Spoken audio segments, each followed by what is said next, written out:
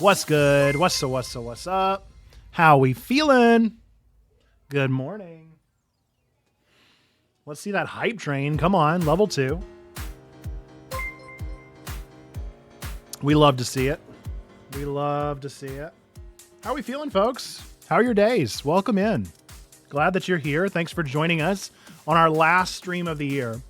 Now, the reason I keep saying last stream of the year in like quotes or in like maybe is because we might be doing a grand finale, season finale episode of Twig next week, but that remains to be seen. So if we do, we do. If we don't, this is the last stream of the year. And we got a lot to do today. We have a lot to fit in. We have a lot to talk about. If you ever go to our general channel over on our Discord, I try to post before stream the schedule for today. We're going to start off with some Puzzmo. Then we're going to get into some work with me stuff. I got to put together our game of the year list. And then I've got to work. That's pretty much it. Just the game of the year. Hydrate. Can I hydrate with coffee? Does that count? Thanks for being here, Audacity. Appreciate it. You won at chess on Puzzmo again today. Man, it made me mad yesterday. I rage quit. I just can't do chess. I rage quit. Seriously. Best score ever. So, what was I saying? Oh, yes. So, I probably will just do the GOTY today. And then after that, we're going to respond to a hate article that we had written about us because I live for the drama. I live for the drama. Why not? Why not? Live for the drama a little bit. And then we're going to be unboxing the latest Manga Spice Cafe. Then we're going to take a break. That's all in an hour and a half. That's the first half of the show. I have no idea how we're going to do it. It's simply not going to work. It's simply not going to fit in the first half of the show. Also, this thing is a little up. Let's see if we can. It feels a little better. Second half of the show, we're just going to do a bunch of top 10s, best ofs, finishing off all of the things on my backlog, making sure that that looks good. And then we're going to talk about 2024 and where we're going from there, and some things that I have in mind and ways that you can help us. And then if we have any time after all that, which I can't imagine, if we have time after all that, hey-o, thanks so much. Keeping that hype train alive. Thank you for gifting that sub. If there's any time left on stream, I'll bust out my Switch and we can work on completing my living decks for the Kitakami region DLC. I just got the DLC, so I'm just in the first region, but there's 200 Pokemon in that dex, and I have about 150 of them, so we're making headway. We still have one more legendary to catch, and then some mystery legendary, I think, that Perrin or somebody wants to tell me about, so I don't know what we're going to do, but we'll figure it out.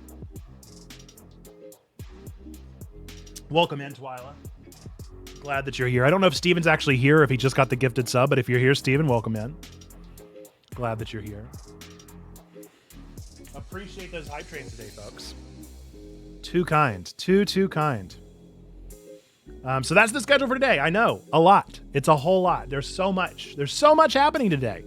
And I don't know how we're going to get through it, but we're going to try our very best. Some of the things that we have during the Bestivus time is going to be the top 10 of 2023. I've officially decided I'm not playing any more games this year. We're this close to the end of the year. And so I will play Pokemon until the end of the year. That's my game plan. Don't have any more games lined up. Don't anticipate finishing any games. So Pokemon, and then January 1, we'll start some new games and we'll start our list over. So maybe we'll start some new games. We'll find out. But I'm going to try not to finish any more games before the end of the year. Pokemon should take me plenty of time. I should be able to spend plenty of time with that. Plus, it's the holidays. You never know how much time you're actually going to get to play games. So, also, Nora is with us today. She's been with us the whole week, and I'm doing great with that. I'm doing so good with that. I'm really fine with that situation as it has been. I'm really okay. She's wonderful, and I love her. And she's doing great. Yeah, and she's right there. So she might come on at some point. I've thought about, especially whenever we open the Manga Spice Cafe, I'll see if she'll eat any of the treats, but we'll find out. We will certainly find out. All right, we're going to get in some Puzzmo to kick off the stream today, and that's what we're going to do first and foremost. Hey, baby, what's up? Listen, I can't hold you the whole stream. You can come say hello, but then I need you to go back to your coloring. You say hi. Hi. You say, God loves you. We love you. You matter. No, you can't say the last one. That's the most important. Well, not the most important one. They're all important, but say you matter. Say you matter. Oh my goodness. You're so fun. You're so fun and so randomly shy. All right. Alrighty. Time to get down. All right. That's the last thing you're going to say to him? You're not going to be kind. You're just going to stick out a tongue. All right. Let's... No, that's the wrong one. Interesting. Why is that not popping up?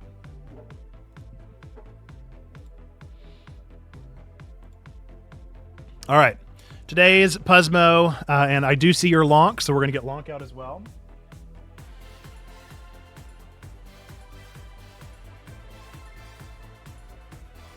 Which means I will not be doing the crossword for 5 minutes because I'm not about to lose my wonderful score there.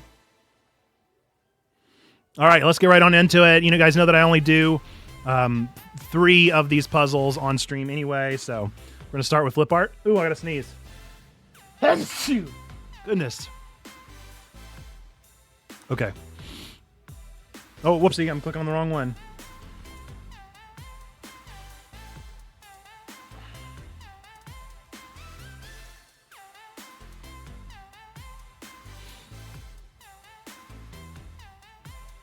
Boom jams. That was a pretty good one. Slow. It was slow because I had to sneeze. I keep losing my mouse.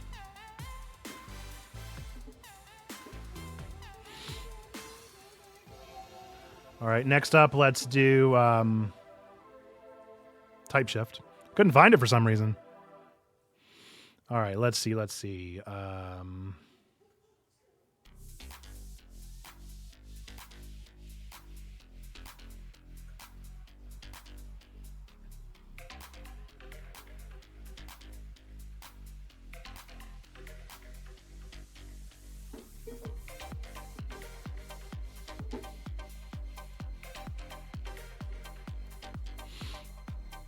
You like type shift better on the phone? Agree. Hardcore agree with that.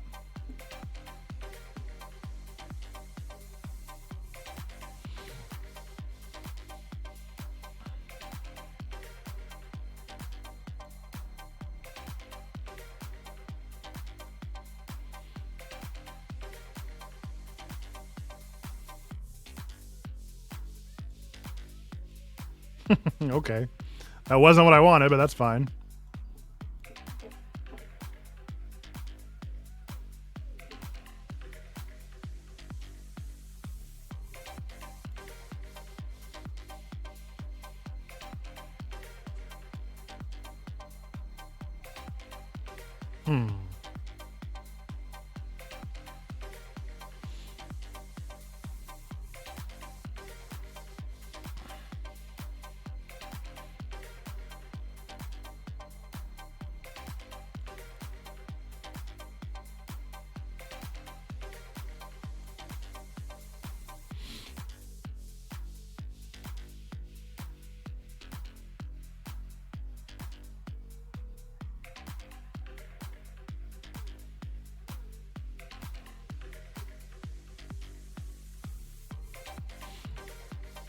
Well, I mean, I guess. That wasn't what I meant to do.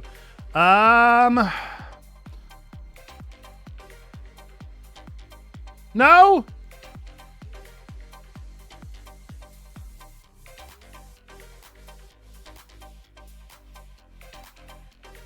No S. No S!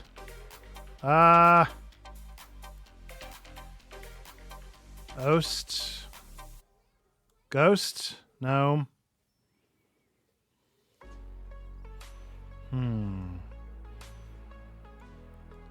M is tough too. Maybe like chasm?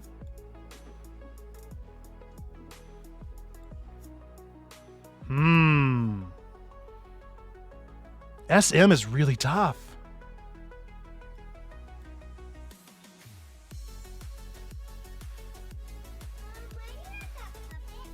Because trombone likes to torture me.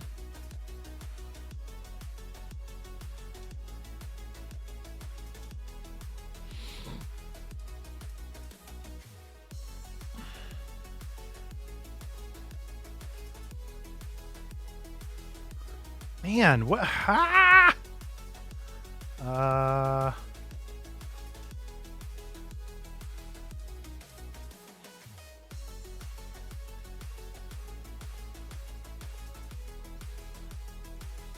Got it. Got it. Perry, we were same brain. Same brain, same time. That was a rough one. That was a rough one. All right, Lonk is gone. Everybody say bye, Lonk. Thanks, Nora. All right, crossword. Okay, here we go. A bunch. Let me do the first one, the first round on my own. Thank you. Cookie shaped like capitalized letters in this clue. I mean Oreo. Spinner of yarns. Not sure yet. Whoopsie. Bleak moment in history. Not sure. Organized as in clothes in your closet. Not sure. Unit of astronomical distance. Not sure. I'm guessing it's like light year, but I thought that was one word.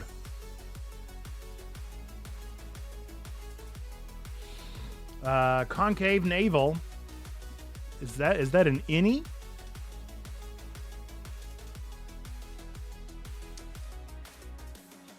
I don't know about that. Bag brought. Hang on, Nora. A bag brought to a Nora. You've got something in your lunchbox. Brought to a grocery store to avoid using plastic, paper, or like a reusable. We'll find out. Horticulture tool. Not sure. Had an obligation toward maybe owed. Udders. Not sure. No, I'm not sure. Queen sugar, noise made by a kitten. I'm guessing that's a mew. Government ID. Don't know yet. Jello. Food shaper. Queen of the Night sings a famous one in the Magic Flute. Your hands are in my hair, but my heart is in your teeth, babe, and it makes me want to make you blank me always. Word before terrier or pudding? What?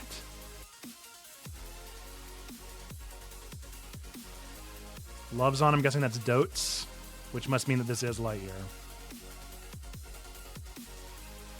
Catholic prayer beads. That's the rosary. It's got to be light year then. Their fans might have traveled from afar. Not sure yet. Jingler on a ring. Not sure. Crossword puzzle VIPs. Not sure. Okay, that's list.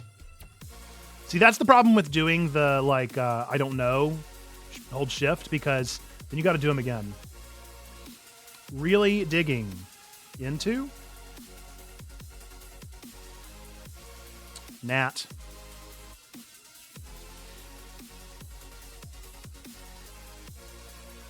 Roof overhangs. Not sure yet. Drawn. Okay, now I'm accepting help if you would like to, but again, don't feel like you have to. Eaves.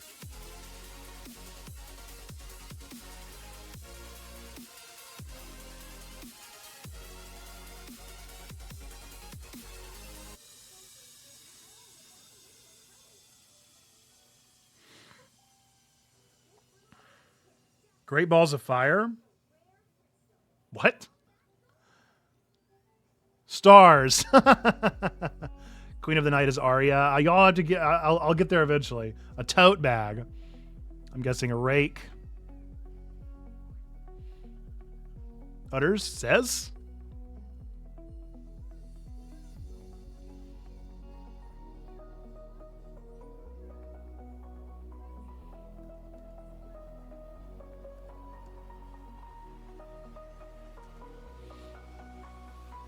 A Jello mold. Got it. This is Arya. Somebody said Arya. Yorkshire Terrier.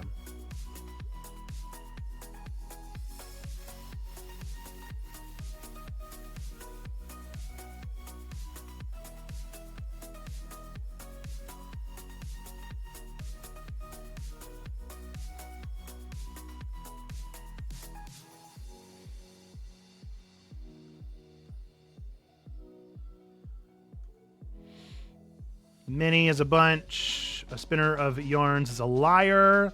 Dark day. Sorted.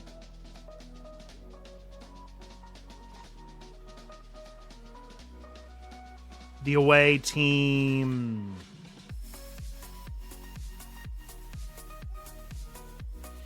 My camera's in the way. Oh no, I'm missing one. Utters? Is it says? Is it seriously just says? That's a terrible... Utters is a terrible clue for says. All right, not too bad, not too good. Somewhere in the middle, you'll find me. All right, let's see how we're lining up in the group. I definitely think I do better when I'm not streaming. I will say that. Yeah, no such luck. Second place in all. I could have sworn that we got top 25%. And I don't know if they took that away from us or what. I don't know what went on there, but I could have sworn we got top 25% the other day. I saw it. I saw it here, and now it's gone, and I don't know what's happening. So if you want to join our group for Puzzmo, you can certainly do that. We all do better when no one is watching. For real, though, that is the hardest part of streaming, is being not the best at video games whenever people are checking us out. But we do our best. We try. We have fun. We have good times. We enjoy ourselves, don't we? We're having fun. Living the life. Okay, I do see you redeemed to lose the glasses, so I can do that as well, Trombone, whenever I'm doing a little work with me session. So let's take off the category, put on just chatting. I'm going to do a quick little work with me just so that I can build our goatee. If you have not already, let us know your game of the year. I would advise you to do that now because I'm about to put together that tier maker. So that's my advice to you right now is drop in the chat what you want for your nominee for goatee to be. If it isn't already on the list, I'll add it in.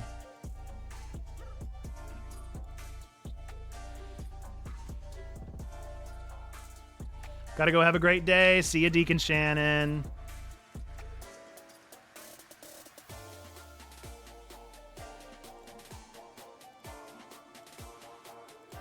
This is a great image. Checkpoint game of the year is mashed potatoes. Already gotta go see the noms. I mean, I could already say the obvious ones.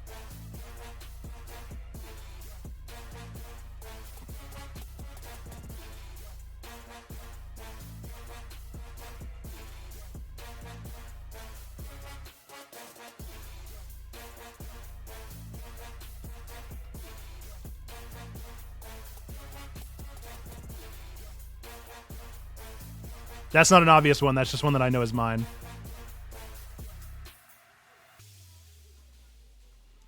And I remember Chris made that one. I'll just get my phone.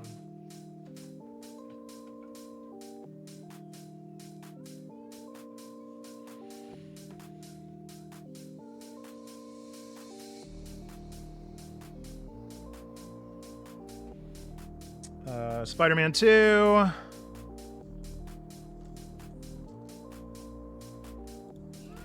Yes, Nora. That's a real conundrum you've got on your hands. I cannot. Daddy's working. You'll have to decide on your own. Nora, please be careful. Please be careful. You cannot hit my computer. If you hit it, it will break. And we will owe Checkpoint so much money. Please stop. Please stop. Please stop. Get off the chair. Take this somewhere else.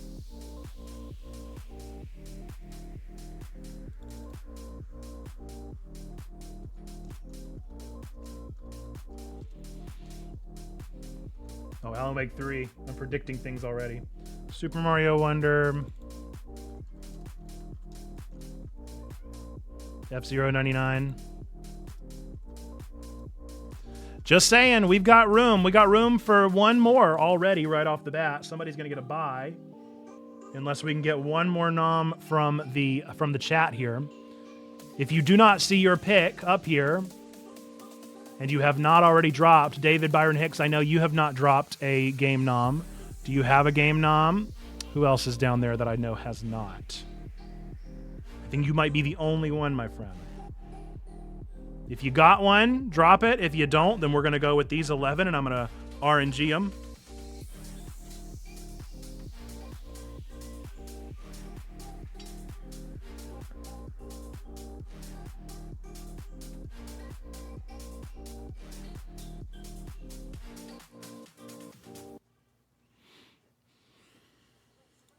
All right, so what we need to do at this point is you do not, you're a TTRPG gamer. The only nom I could honestly throw in that I've played lately is the original Zelda. Hear that. We're just going to call this a bye then. You can have that. Yes. Sure. Be careful. Why don't you let me do it, Nora? Got it. Here you go. Careful. Got it. Okay, so now what we're going to do is we're just going to RNG the results at this point.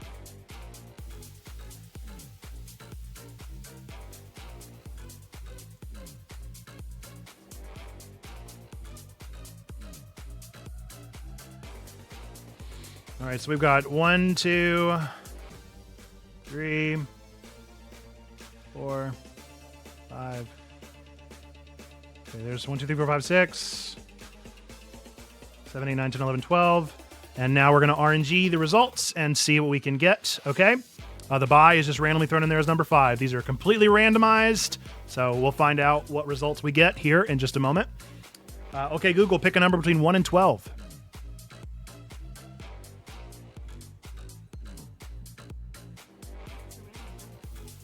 9.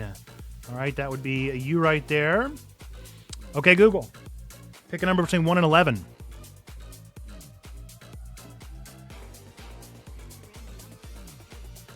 8. That would remain right there.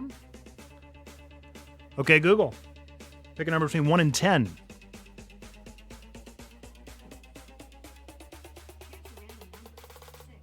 6. Okay, Google, pick a random number between 1 and 9.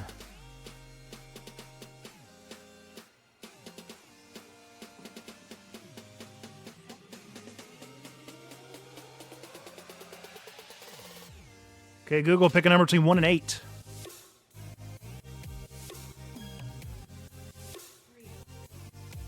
3.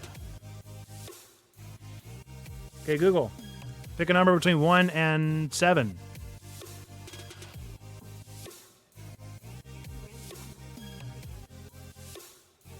'Rough go for Space for the Unbound. It was going to lose eventually, but I was hoping not that soon. Okay, Google, pick a number between 1 and 6.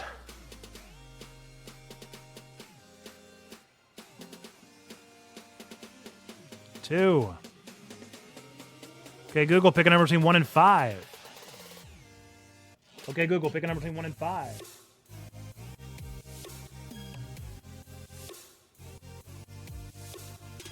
'You doing it? 2. 2 is the number.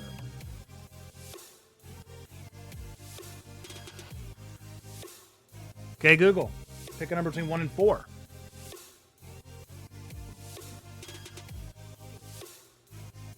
2. Last one. Okay, Google, pick a number between 1 and 3.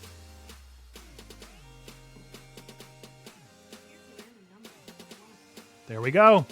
There are your Game of the Year tourney results. So this is what will be against each other. I'm going to go ahead and make them look a little bit prettier. Unbound getting the roughest deal. I would argue it's either that or F-099. They're both getting it pretty unfair. Sea of Stars is also getting it pretty unfair, although gotta be real, Sea of Stars is so much better than Spider-Man. That's a hashtag hot take. Hot take on the hot mic. So much more innovative and thoughtful, and a more original story. Actually went for something instead of just telling another Spider-Man story that everybody's heard before.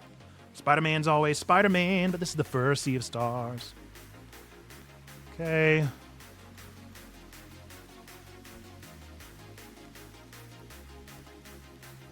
I really don't like the Spider-Man games, so I'm not one to talk. It's probably wonderful.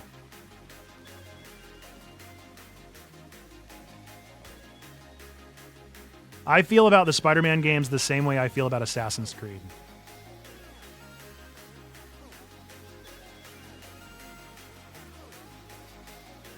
Too much to do. Which indie title makes it the furthest? Yeah, that's the real question. It really depends on who votes for what within the community, and I'm very curious to see. Very curious to see.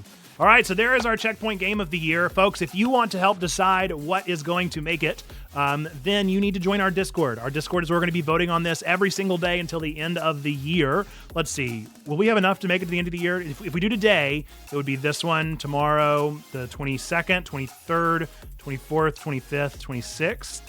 Okay, that would be 27th, 28th, 29th, 30th, 31st. We have the perfect number to do one result every single day, as long as this guy right here can remember to do it.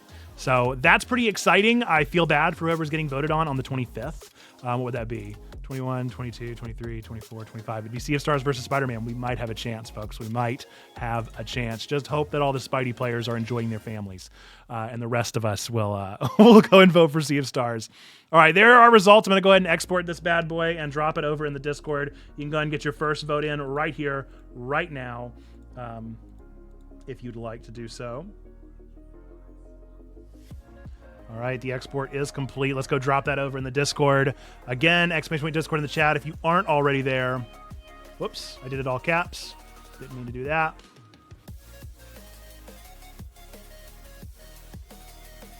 Boink. All right, I'm going to go drop it over in the Discord real quick. Where is it? Games. Bracket of the week. Starting the first ever checkpoint GOTY bracket. One versus every day. Who will come out on top? Day one. What was it? Legend of Zelda versus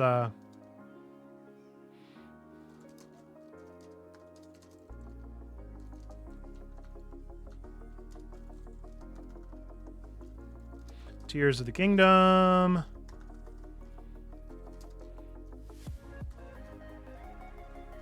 See if I can find a cool link. Tears of the Kingdom versus F099. Car? I doubt there's an F0. I don't know, maybe there's a Falcon, Captain Falcon. No. Yeah, just a car. We're going to do a car.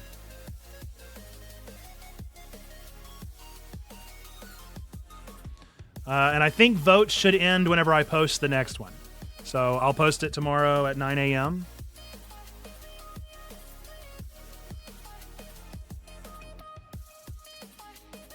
This is fun.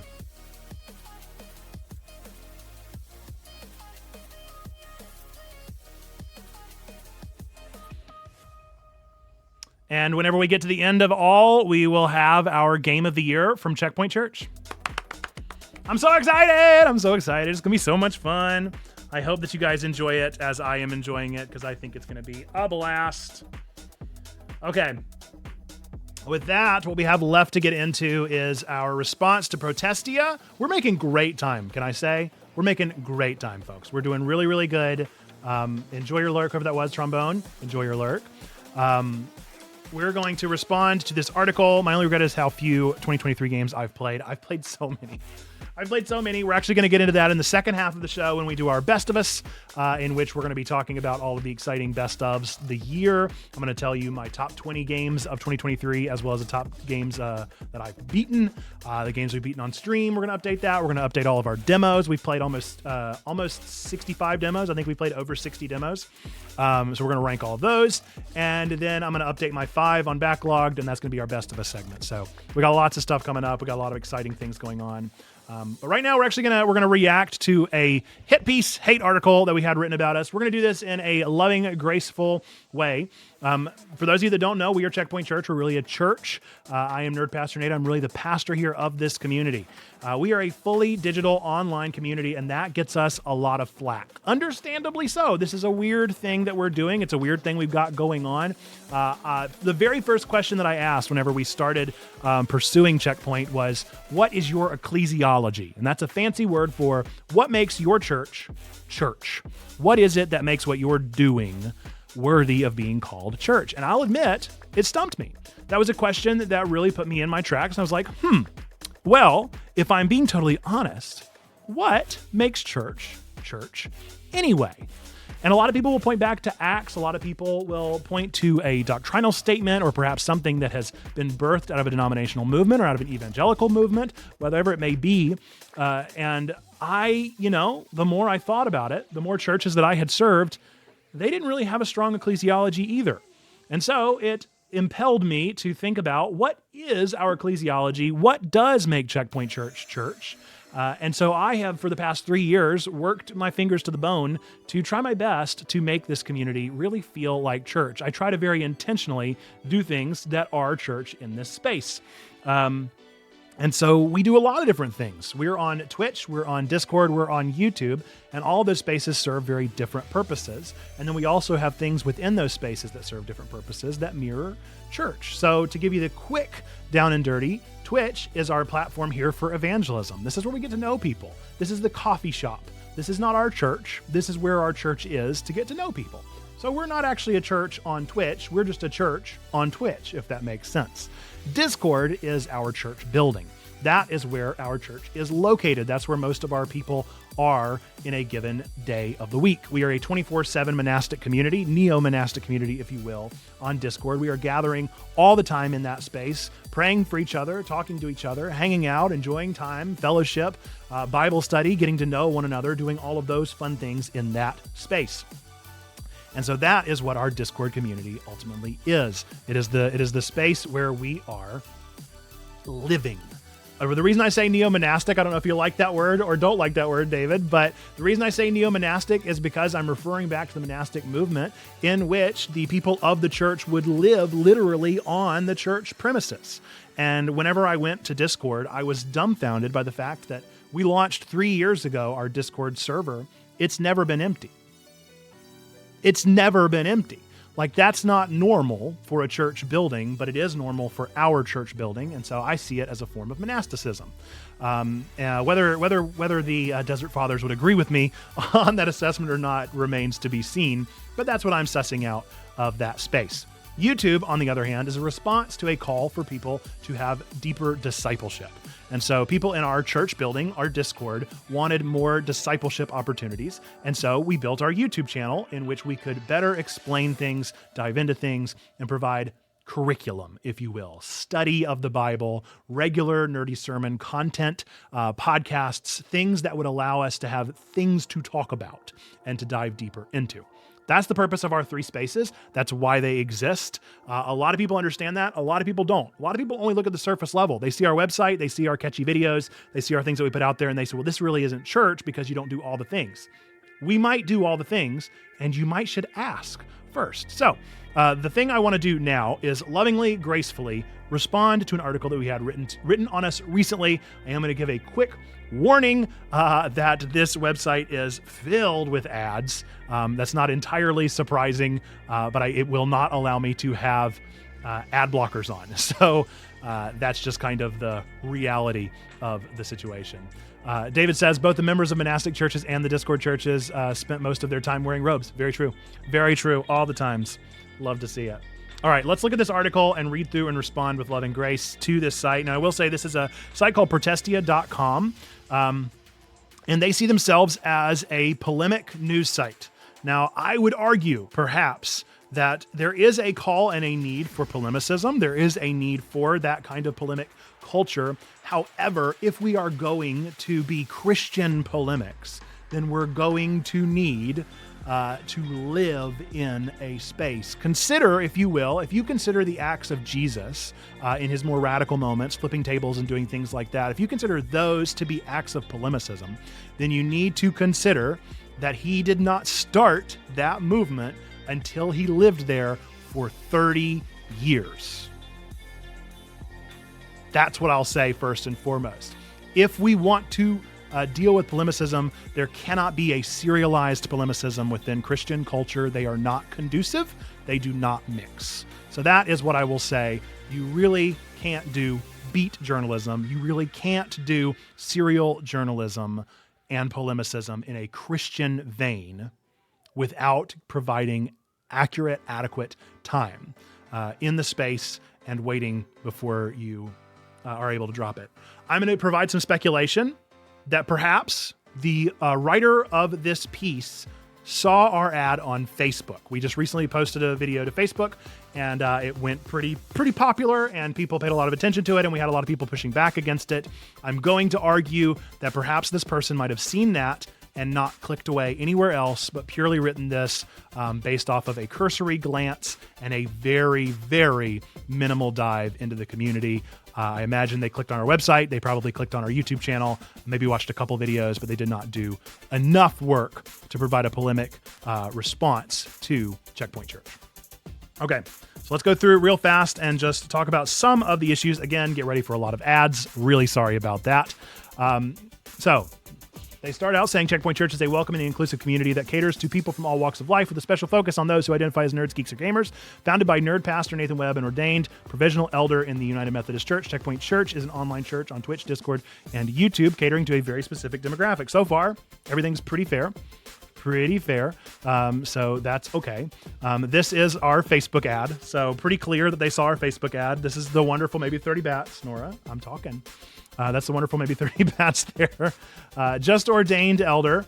Look, yeah, I'm not provisional anymore. So yeah, not a provisional elder anymore, but that's whatever, didn't do the research, but it's fine.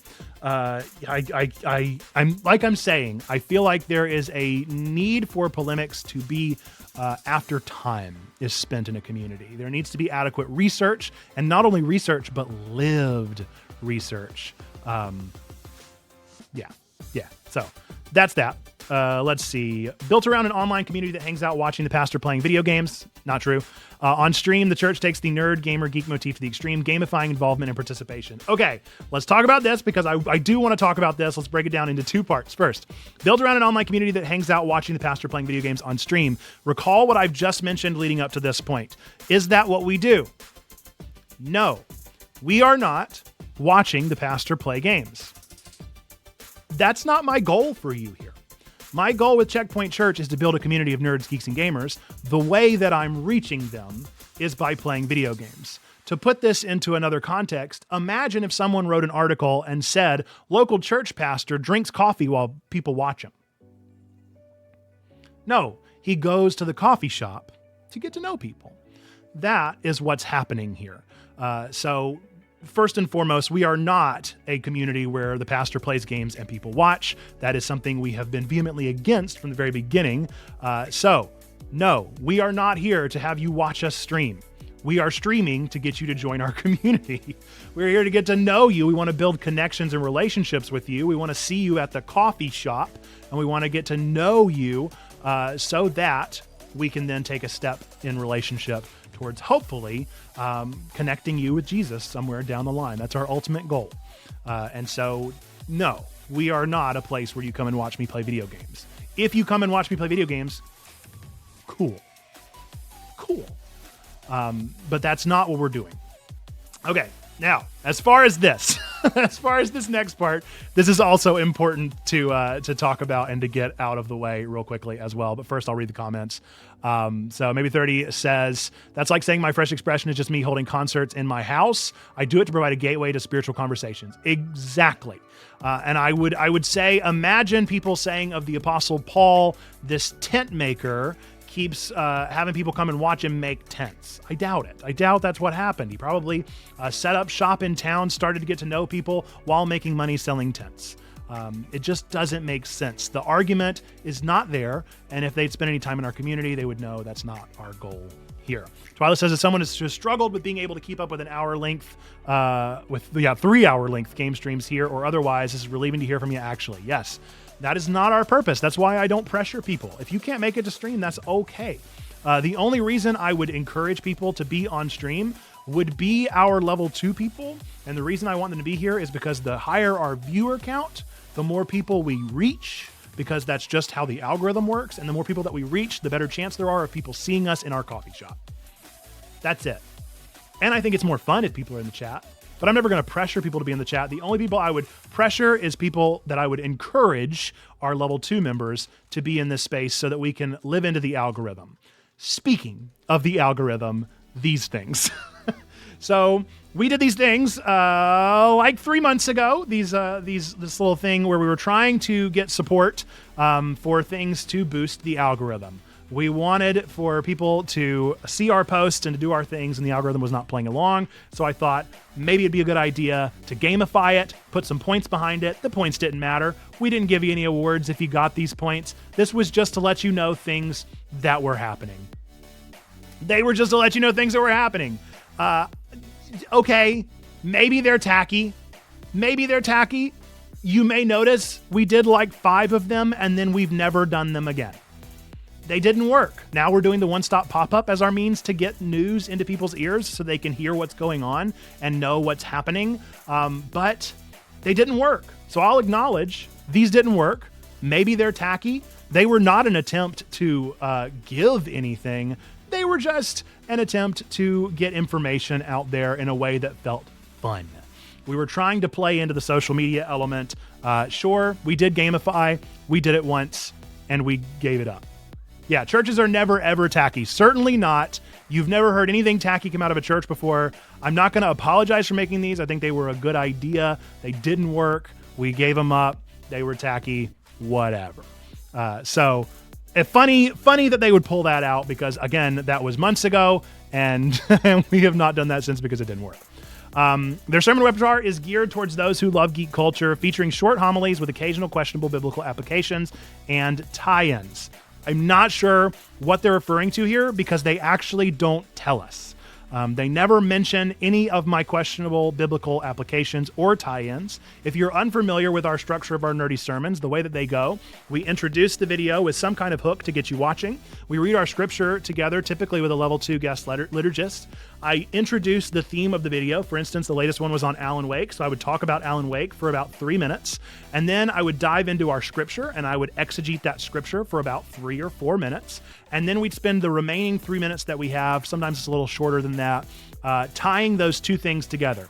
Here's the theme of the nerdy thing that we're talking about, Alan Wake. Here's the theme of the scripture that we've exegeted. Here's how they intermesh together, and then we provide a so what. And then we do the standard YouTube ending stuff. Follow us, like us, subscribe us. Here's more videos. Here's more things to talk about. Leave us a comment down below. We do all that stuff. So that is the structure of our nerdy sermons. I'm not quite sure where the questionable biblical applications and tie-ins are happening in that process. An exegete of the an exegesis of the scripture, an exegesis of the nerdy thing, those two things combined. I don't know what more it could be. Welcome in, FCDP. I'm going to explain what we're doing before I go any further. Welcome in, welcome in, welcome in. Thank you for the raid. Appreciate it. How are we doing, Flat Cap? Welcome in. Welcome in. We're glad that you're here. Welcome to Checkpoint Church, church for nerds, geeks, and gamers here on Twitch, Discord, and YouTube. We are glad that you are here in this space. Thank you for dropping that shout out, Perry. We so appreciate it. What were y'all up to? Were you doing a scripture reading this morning? Are you doing, what was going on? I'd love to hear more about your morning and what brings you over. Thanks for being here. As I said, we're Checkpoint Church. We're really a church. I'm Nerd Pastor Nate. I'm really a pastor, an ordained elder in the United Methodist Church, leading this church plant online, doing all sorts of cool stuff in this space. Here on Twitch, we are streaming. Today's actually our last stream of the year, but we're going to have a new stream schedule coming up in the new year that we're super excited about. Most of what we do happens in our Discord, where we are active 24/7, engaging in our church building that we call our Discord. So If you'd like to plug into that space, !Discord to join there. And then also our YouTube channel is where we post all of our weekly nerdy sermons. If you like nerdy things and you want to talk about nerdy things in a way that exegetes scripture and those things together, check out our YouTube channel, !YouTube in the chat as well to be a part of that. Our most recent one was on Alan Wake 2. So that's exciting stuff. That's a little bit about us and what we've been up to. FCDP says Christmas song stories, scripture, and song bracket tourney. What won? What won the tourney? Did you start the tourney or did you finish the tourney today? I'd love to hear what won it.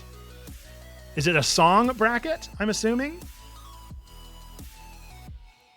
Does anybody actually like Wonderful Christmas Time, or is it just me? Or is it maybe not songs, but carols? I feel like I'm the only person on planet Earth that likes Wonderful Christmas Time by Paul McCartney. Thank you for your lurk, FCDP. All right, folks.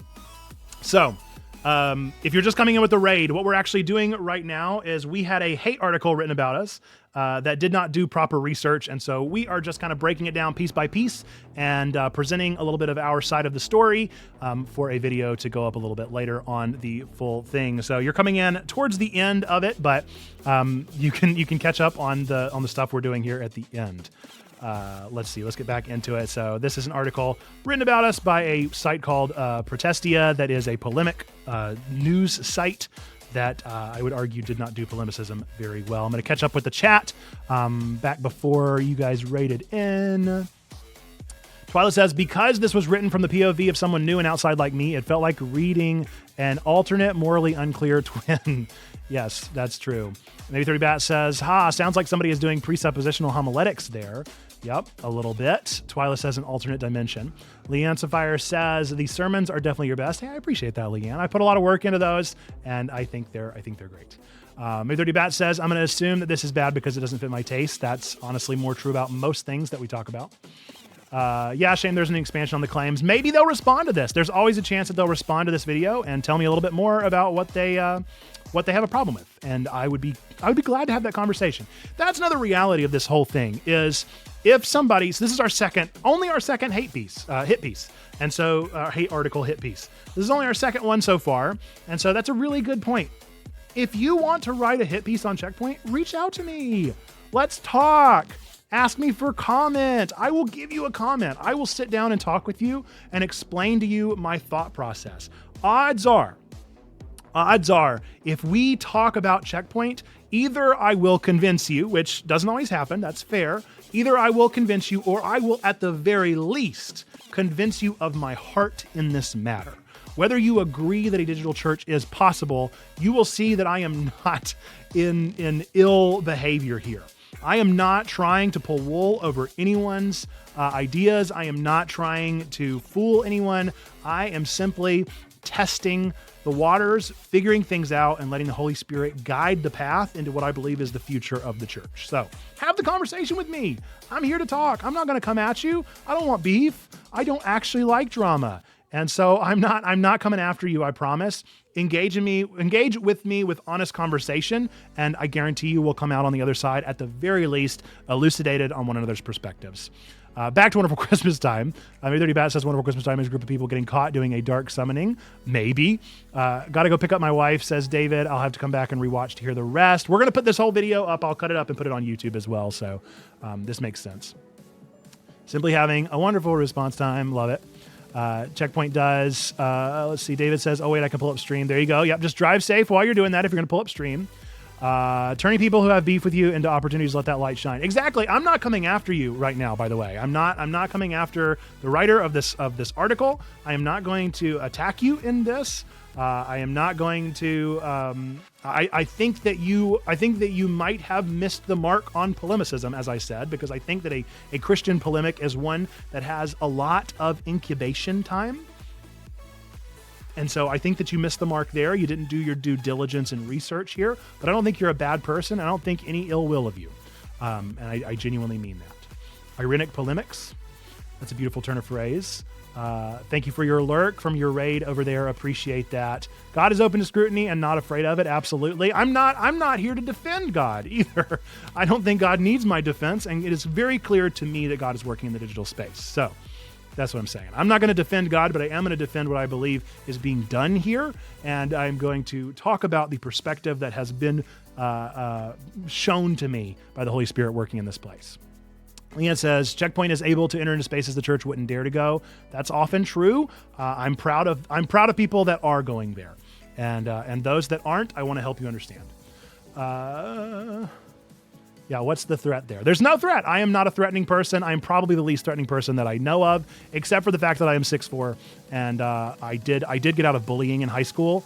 So nobody bullied me, despite the fact that I was a cringy anime nerd, because I was just so tall. I was so much taller than everyone that I didn't get bullied. So that works out in favor.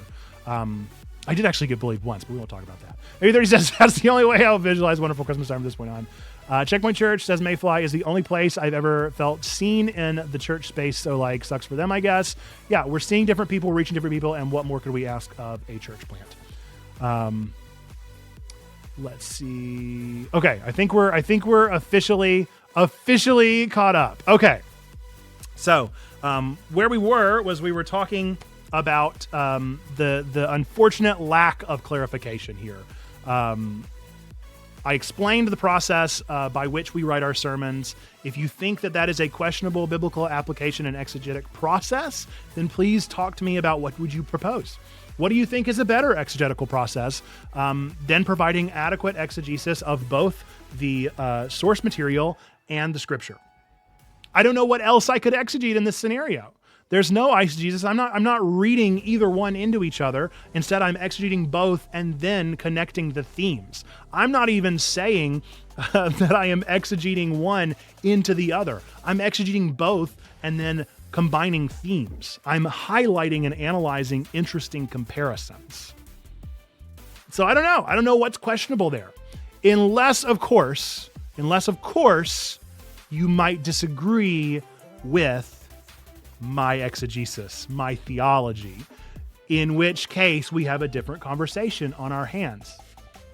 I'm a Methodist. I am what I am. I am who I am. I've done the work. I've done the due diligence. We have a swath of theological backing in the culture that is Christianity. A lot of us disagree about a lot of things. I don't think that makes it questionable. I think that makes it different from yours. Okay. Continuing on, started by a United Methodist Church pastor, a brief promo video for the church throws up more than red flags. You should go check out our promo video. It's on our YouTube. It's also a part of the ad. He doesn't mention any red flags. He doesn't mention any red flags. He says it throws up a lot of red flags, but I said excuse me. The author says that this throws up more than a few red flags, but then never mentions what those red flags might be. Not sure. Not sure. I don't know. I don't know. I don't know what they could be. I don't know what the issues are or what the red flags could be because they don't mention any. I hope that they will come back and let me know more. That would be wonderful. Okay. Despite the insistence by Nerd Pastor Nate that what he has created, facilitated, what I have facilitated, what I have hand in hand helped with, if anything. I did not create Checkpoint. This is a Holy Spirit movement. This is a thing being done. If anything, we could say maybe this was birthed out of the United Methodist Church, but I don't like that. Is a real church. It is anything but. There's no argument here. Maybe a helpful ministry. I appreciate that. Thank you so much. We could wrap the article up there. It may be a helpful ministry. It is indeed. Thank you. But unless he's pointing people to a physical gathering with a shepherd, sermon, worship, communion, and church discipline, that's Acts 2 Church, I'm assuming. He has a geek-centered social club, but little more. There's really nothing here. There's no evidence. There's nothing that he's talked about. Let's talk about what he did. I keep saying he, excuse me. Let's talk about what the staff writer did mention here. Unless Nerd Pastor Nate is pointing them to a physical gathering, why would I have to do that? Show me why I would have to do that. That's not, what about it? What about it needs to be physical? What's up, baby? You cut out the shapes and then you glue them onto the tree. With your scissors. Listen, Dad will help you in just a minute, okay? So, physical gatherings do happen, but I want the author to tell me why a physical gathering is necessary. We're going to talk about the rest of them. Shepherd. I am an ordained elder in the United Methodist Church. We have a shepherd here. We have someone that is here that is trained to facilitate this relationship, to shepherd this flock. Sermon.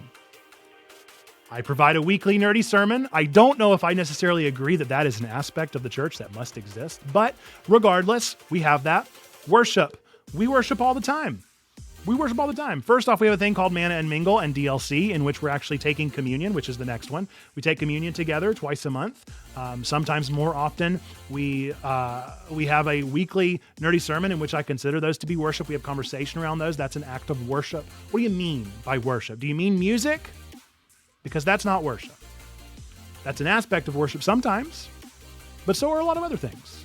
And then church discipline. I'm not quite sure what they're actually referring to in that one exactly, but we do have a discipleship pathway. So if you're talking discipline in that direction, we have a means by which we hope that people are being discipled. It starts with reaching them evangelism on Twitch. Then it becomes building community with them. We do that on Discord. Then it becomes discipling them via YouTube. Then it becomes empowering them via our level 2. Then it becomes building leaders. That's what becomes our next level of our level 2, which we call going beyond. And then we have whatever's next.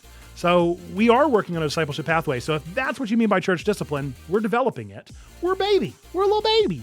Just a baby. We're so new. We're figuring these things out. We're a church plant. We don't have to have all of this figured out right away. We're working on that. A geek-centered social club? I don't know what that is. And how many churches do you know that are social clubs? I don't know exactly what the argument here is at the end of the day. But it seems to be that you need more sustenance here. You need more something to make a real argument. A real argument might be needed for anything more to happen here. And there's just not enough to make an adequate argument that we are anything less than a real church. We are really doing the things that you've highlighted and even more that we've discerned via the assistance of the Holy Spirit. So I don't know what more I can provide. Let's go back to the chat before we wrap this bad boy up. Let's see. Yeah, down to the line between being different parts of the universal church body roles and sharpening one another, I guess. Definitely. I do not see the act of Checkpoint Church existing as a competition in the slightest. I am not competing with any other church out there. I hope that none of us ever see work in the church as competition. That would be my greatest goal, is that we would never see each other as competition, because we are a part of the thing called the Church Universal. We are a part of this thing greater than ourselves. We are a part of the body of Christ. And so we do not need to divide each other and then consume one another. Why do we not celebrate the work being done?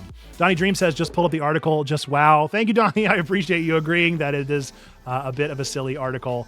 I think that, again, there's something there. There's an argument to be made. I agree that Checkpoint is weird. I agree that we are different. I agree that we are challenging, and I am challenged by Checkpoint. And so I don't think that there isn't an argument to be made for a polemic call to action for digital churches that aren't doing the work that they need to be doing. But I think that we are doing that work, and I would encourage anyone that is of a polemic inclination to join us. Challenge me. Help me to perceive the future of the church via Checkpoint. That's so much more helpful than not enough of an article with not enough arguments that weren't seriously considered and backed up over time. Twyla says, would be inclined to agree. Leanne Spire says, on the positive note, the negative criticism is a sign that you are reaching out enough to be written about. Yes, agreed. And we've done that. This is, like I said, no news is good news. Or, well, no, we do want news. We kind of want to be talked about a little bit, because then more people will find out about us, and hopefully we'll see this video that we're making right now and know that we are seriously considering these things. So if you have a concern about Checkpoint, ask.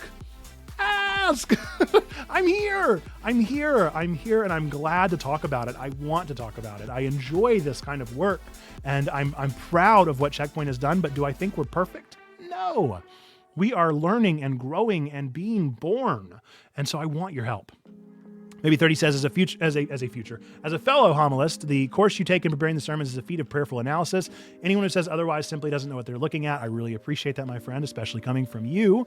Twyla says, as a Baptist, I may not fully adopt the prevenient grace from the recent nerdy sermon. That doesn't mean I don't see where it was coming from exegetically. Exactly. We don't always have to agree on all the things that we're wrestling with. But we have doctrinal statements, we have history, we have a lens that we come from to understand the different aspects. Some of us say the same thing and we call it different things. So there's a lot of room for graceful understanding, or at the very least benefit of the doubt. Being willing to hear one another out and give one another the time. Maybe 30 Bat says, fun how we have all those going on too. I agree. Twyla says, the UMC affiliation of CPC is definitely something I think and pray on a lot, but that doesn't even have to do with the physical gathering conclusion. Yes, there's a lot to be said about the UMC, and I'm always happy to talk about our UMC affiliation, which I'm very proud of, and I'm always happy to talk about and discuss with anybody that would like to discuss our doctrinal beliefs. I don't necessarily ask you to adhere to those. I think we can have a difference of doctrine on certain things, a difference of our more specific book of discipline statements. There are some things that are unquestionably true for me, and there are some things that are just true for me that I'm not going to reject if you reject. Reject you if you reject them, that is. But that is a state of grace that I encourage everyone to live within. Maybe 30 says, physical gatherings happen with us from time to time. Exactly. It's not as if we're actively trying not to. It's just by the nature of the thing, this is what we have to do. Mayfly says, yeah, all of those things happen. Yes. Maybe 30 Bat says, never mind the bevy of pastors who hang out here and will raise any issues we notice. Exactly. And I appreciate all the pastors that we have in this community that will call me out. It doesn't provide me anxiety. Instead, it provides me more confidence. I remember hearing there's a pretty prominent church in our conference, or I guess there was, that was well known for being the retired pastors church, where all of our retired pastors in our community would retire to a specific area. They would all go to this one church, and there was a sense of anxiety if you were the pastor that was appointed there. And I've thought about, should I be nervous in our space? Because we have a lot of pastors at Checkpoint. I truly don't. I see it as our strength. I see it as a true strength that we are able to have a community of people, first off, that feel comfortable, that feel safe here, and also that are there to hold me accountable. Maybe 30 says we exist under the book of discipline as well. Yep, that goes into our church discipline. Twyla, I really want to read more on books about the crossroads of artworks and creativity with faith, like Makoto Fujimura last year. Wonderful, wonderful author. Twyla, I have so many resources for you. My doctoral coursework was focused on that last fall. Twyla says thumbs up. Maybe the framework of the website and rate of output gets in the way of doing that effectively from their end. That's why my ultimate argument really does become, I don't think that serialized polemicism is possible in a Christian vein. I don't think it's possible. I don't think you can adequately know what's going on in a community, in a Christian community, and respond to it in a Jesus-like way without taking the time to get to know them. You can't flip tables if you've never been to the temple. Snap, that's good. That's really good, man. Oh, that's a zinger. That's a zinger. That should go on a t-shirt. Oh, man. I got really excited there. Mayfly says, oh, geez, imagine if my aunt saw this article. Keep waving that ironic word around. Kind of what I've been dealing with, says Donnie. Because an online space is different and doesn't mesh with typical church structure, it's seen by many in my IRL circle as weird. And it is. And it is weird. It's so weird. And so that's why I try to acknowledge. I give all kinds of presentations and talks on this routinely. And I always encourage them to yes, acknowledge that this is so weird. But then I make it my job for the hour or whatever I have with them that I show them our discipleship pathway. I show the words that we use, and then I show the words that the conference uses. And you know what? The words that the conference uses are the exact same words that your local church uses. And so I work on making sure that the parallel is there so that they can adequately see that just because it looks different doesn't actually mean it is different. It's actually doing the same thing. At the end of the day, we're doing the same work, and we're not so different after all. We are weird. We are weird. We're weird. It's weird. It's different. But weird is not bad. Twyla says, yep, still working on finding the space to write what I'd like to discuss with you and my analog church's senior pastor. Hopefully able to send that in the new year. Thanks for sharing that, Donnie. I feel that. I think that is a great counter conclusion. Bat says, what do you mean I can't be a professional hater for the Lord? Yes.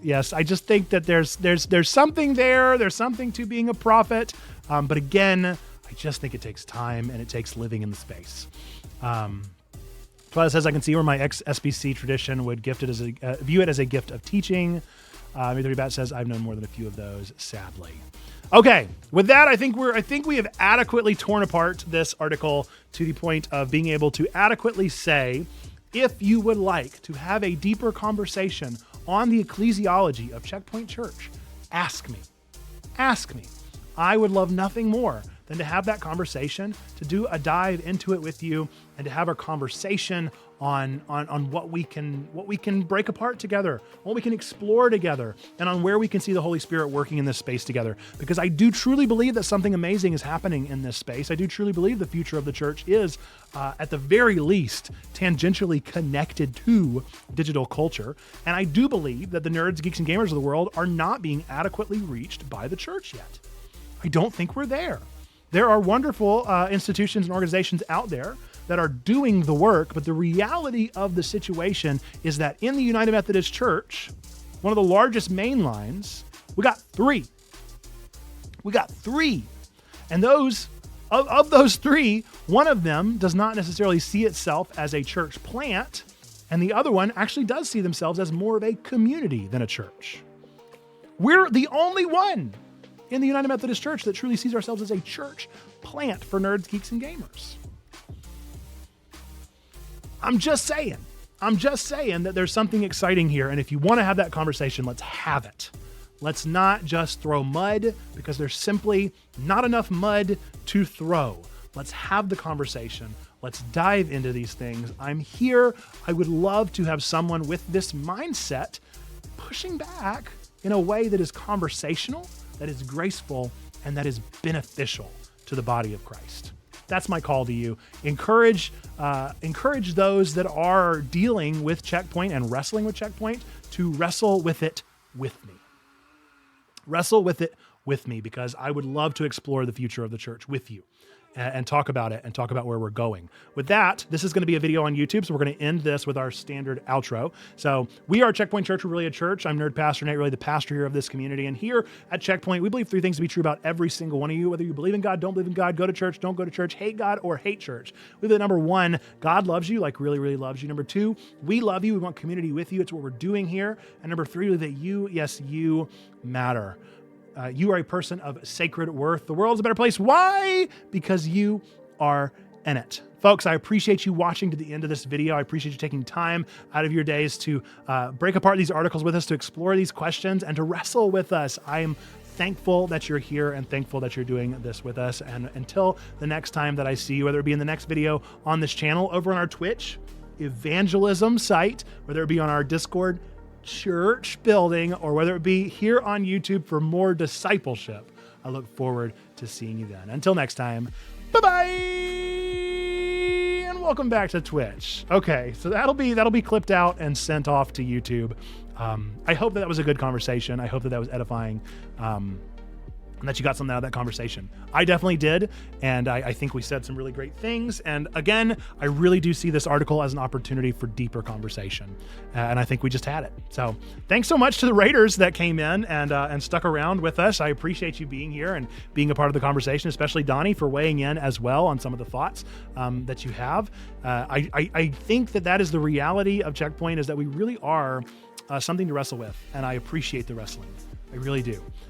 Because I'm wrestling with it too every single day. I'm asking these questions, and I've been asking them since day one. I've been talking about the ecclesiology of this church since day one, and I'm not going to stop anytime soon.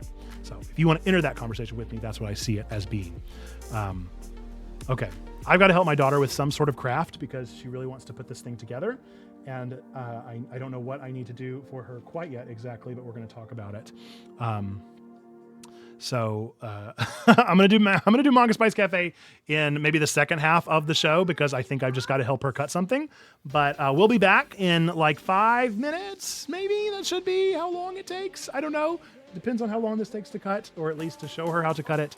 And we'll be back on the other side of that with some Manga Spice Cafe Best of Us, talking about 2024. And then if we have any time left, then we're going to be completing our living decks in the new Pokemon DLC. Nora Jane. All right, I will see you all back here in 5 minutes. I'm not going anywhere. Don't go anywhere. Don't leave the chat. Hang out with us. Stick around. We'll be back on the other time of this intermission.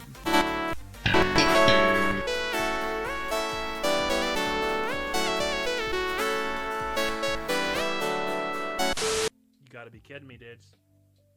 Yep. Nat 1, baby. Nat 1. With a D10. Nat 1 with the D10. All right, well, I guess we're playing cool math games on Tuesday. What a joy. What a joy. Coolmathgames.com. Is that even still a thing? I don't know, with Flash being gone. Is Cool Math Games still around? Let's look it up. Coolmathgames.com. Free online math games. Yep. Oh, my goodness. This is like Roblox, dude. Actually, let's try again. Oh, Big Polly! I got a new customer. All right, day 3. This time we got it. This is the one. Go big or go home, baby. Go big or go home. All right, on the right side of the pizza, he wants 4 sausages. On the left side, he wants 4 onions. He wants it for 3/4 time, and he wants it cut into 8ths. Polly, my boy, the game just froze.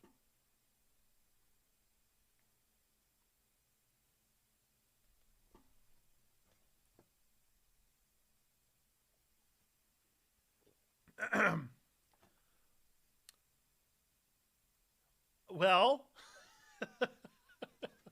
how's everybody doing? I guess that was it.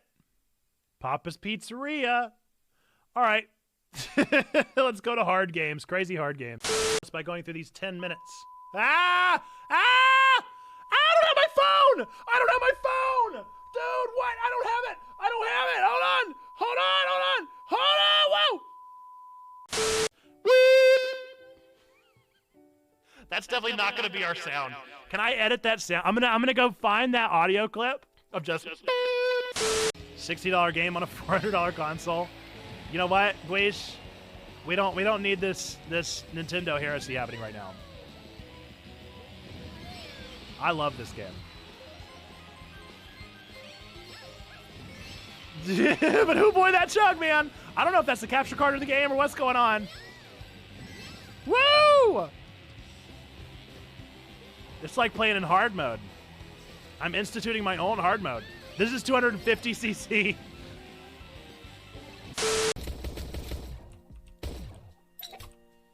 That was a good one. We did a little do-si-do. Do a little dance. Video replacement.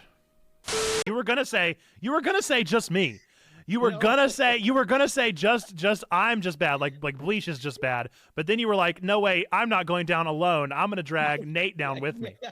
Exactly. That's exactly what just happened in your brain. You paused for a second and you were like, oh no! I fell.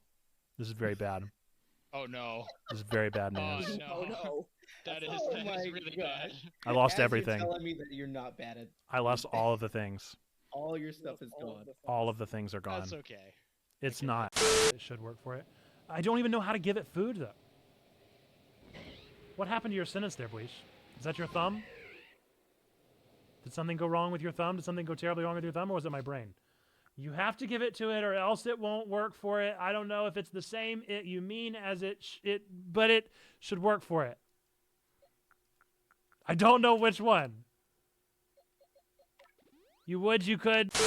Just for Mr. Taco Dudes. Since you redeemed Long, we'll have, this is Link. This is Link dying in Super Smash Brothers from an aerial attack that sent him running.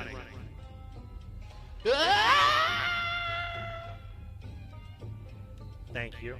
Thank you. Claps in the chat. Claps in the chat, please. Let's research mysticism, huh? Ladies and gentlemen, please welcome to the chat. Please.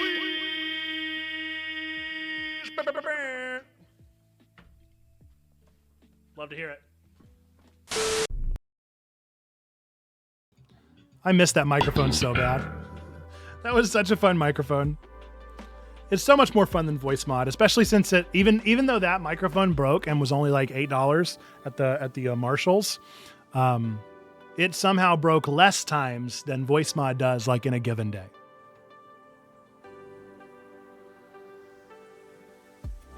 I appreciate all those you matters in the chat while I was gone. Appreciate it. Twyla, I did want to get to your comment just because I was hopping off right as you were dropping it. You said one of the best lessons I had from a lay program of theology and apologetics was reframing it as two people coming to the best understanding of each other's views, even helping, e.g., someone opposite you better grasp their own view. Yes, certainly true. And I think the reality of all of this stuff is coming back to what is our mission? What is our mission? I'm always very appreciative. I have a lot of people ask me about United Methodist theology, United Methodist doctrine, United Methodist teachings and books and readings, and where does it say this on what site, and what do you believe about this, and what is grace all about? What are the means of grace? What are all these things that are happening? At the end of the day, our mission, make disciples of Jesus Christ for the transformation of the world. That's the beginning. That's the glue. That's the stuff that is so easy to just say with confidence, with vigor, with just the ability to know that that is what we're here for. That is what we're doing. All the rest, a lot of it is important. Some is more important than others. But at the end of it all, I am here to make disciples of Jesus Christ for the transformation of the world. And I hope that regardless of what you may think of my denomination, that I adhere my elders' orders to, that you can agree with that goal as a Christian. And if you can't, I don't know. I don't know. That's the body of Christ to me. So hopefully we're all there. Amen and amen, says maybe 30 bats. Okay. With that, we're going to do Manga Spice Cafe, which feels ridiculous after all of this past hour of very intense and serious conversation to eat some Eastern snacks and unbox some manga, but that just sounds delightful. That sounds like exactly what I want to do. That sounds perfect. And so that's what we're going to do. If you've never heard of Manga Spice Cafe before, they are a monthly subscription box that sends 3 manga as well as an assortment of Eastern snacks and candies to you every single month. I love them because they're the only ones that I found that did 3 volumes that are volume number 1 of new manga that are out there, so that I can get a happy helping of new books every time that I get a subscription box. I don't really need the Eastern snacks, but they're fun. Sometimes they're better than others. Sometimes they have arsenic in them, and that's a story from another Manga Spice Cafe. But we're going to get right on in to find out what is in this month's box. Let's dive in.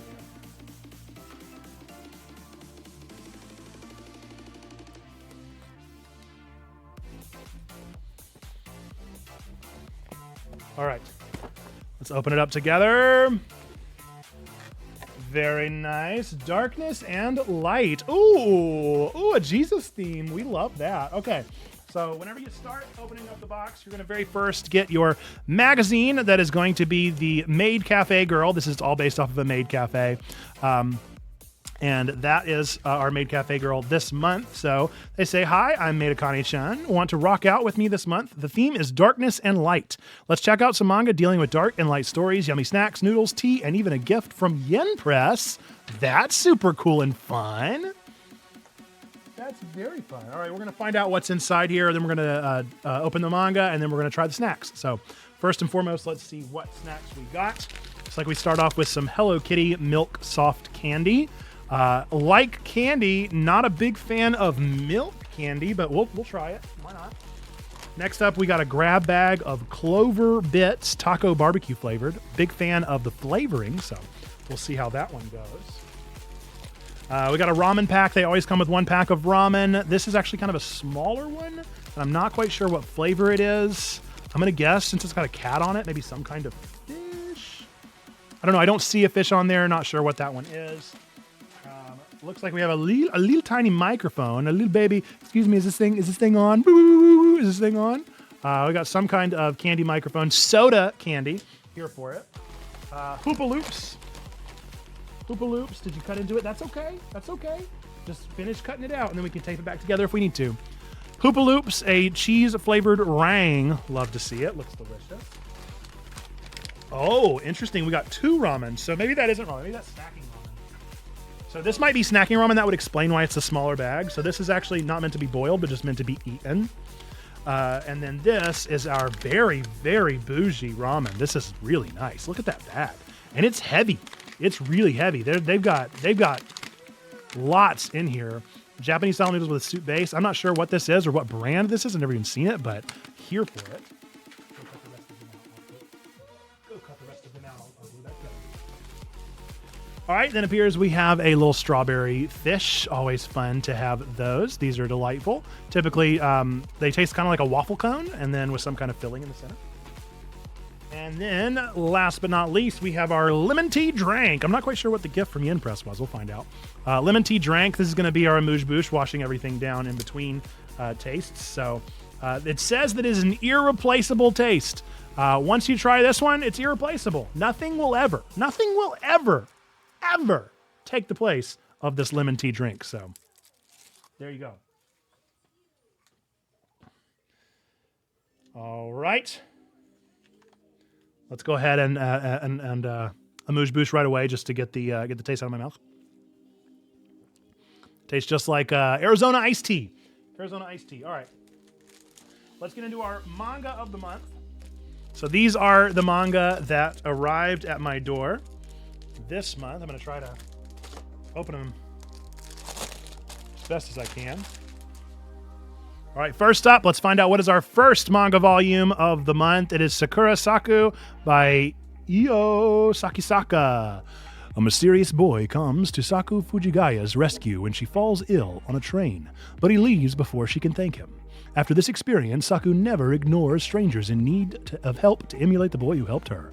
Saku would like to thank the boy who helped her, but all she has is a note signed Ryosuke Sakura. She discovers that a boy at her high school, Haruki Sakura, has an older brother named Ryosuke. She asks Haruki to deliver her thank you letter to Ryosuke, but why does he refuse? Shoujo! Here for the shoujo beat. We got a Viz Media shoujo beat rated teen. I really like the art already. I think that she's super cute. I'm a big fan of the art style. You can already see inside. Very shoujo, very soft looking, very nice. Here for it. Gotta love some romance. Always fun to read those. That's our first one. Next up.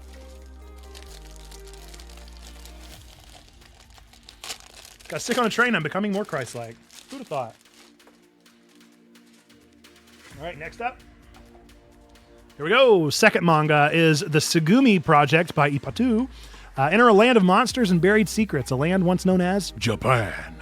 More than 2 centuries have passed since Japan was devastated by nuclear war. Cut off from the world, the island is now a place of terror and mysteries, wonders of science, some believe best forgotten, monuments to a bygone era of human decadence, and irradiated monsters ready to tear apart any humans foolish enough to set foot there.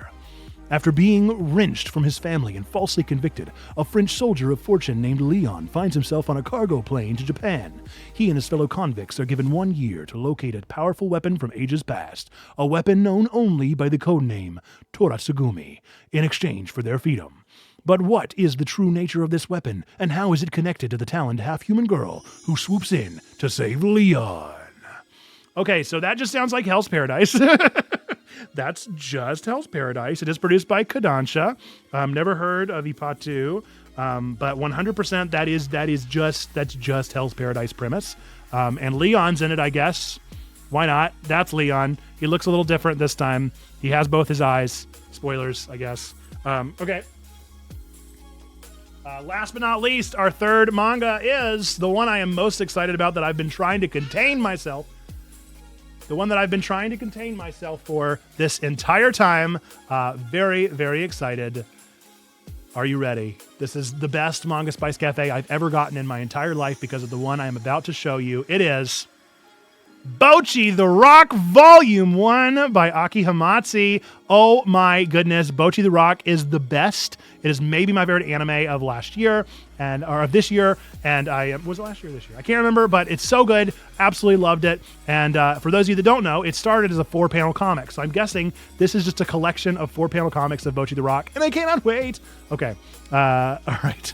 Itori Goto just wants to be popular, but the thought of interacting with her classmates makes her fall to pieces. Her solution, become a rock legend so cool that people approach her instead. However, while spending all of middle school in her closet shredding on the guitar may have earned her anonymous internet fame, it did nothing for her social skills. Now a high schooler, Hitori's feeling ready to shrivel up and die when she gets a sudden request to fill in for a band.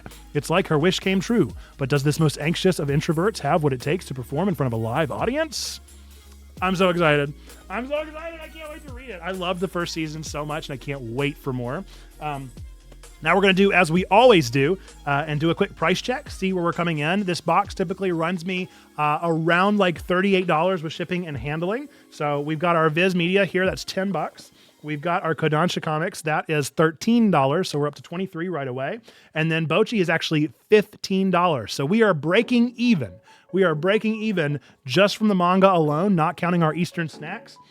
So I would say this one is definitely worth your time, definitely worth it. Sometimes they work out better than others, but this is the one that gives 2 big thumbs up. So the gift this time, I think, is that they actually gave us a bonus 10 points, or this is just a sticker. But whenever you order Manga Spice Cafe, you actually get 10 points. Whenever you fill out a sheet of 12 of these, you get a free box. So add that to the pile. And then they gave me another little square sticker. I don't know if this is a 10 points or if this is just a super cute little Bocchi sticker. But I'm absolutely here for it. I love Bocchi so much. And then I also have a fan in here for when it gets hot in church. So if I happen to get warm in church, this is going to be for this. And then they have a little advertisement here in the back. Read the manga that inspired the anime rock sensation. So in case I really get to preaching the gospel here, I've got this going on. All right. Let's try some of these snacks. Yeah, let's see what's going on in here. See if there's anything that I need to know as far as these snacks are concerned. It looks like we got some Filipino snacks this go round. Crunching some of the favorites. You've got Hoopa Loops from OK and Tasty Taco Barbecue flavored Clover Bits from Leslie's, based on their original and well-known Clover chips. Chinese tea and noodles. Take a bite out of the flavorful dry noodle snack. No need to cook this Italian flavored snack. Yep. From Taiwanese band Tudo. Just open and eat. Enjoy with a refreshing Vita lemon tea drink from China. Korean soft candy. Hello Kitty is back on a brand new candy from Korea. This soft milk flavored candy tastes like frosting and has a gummy marshmallowy mouthfeel. Delights from Japan. Let's go on a date night in Japan. First, let's enjoy these delicious and savory soybean paste noodles and soup.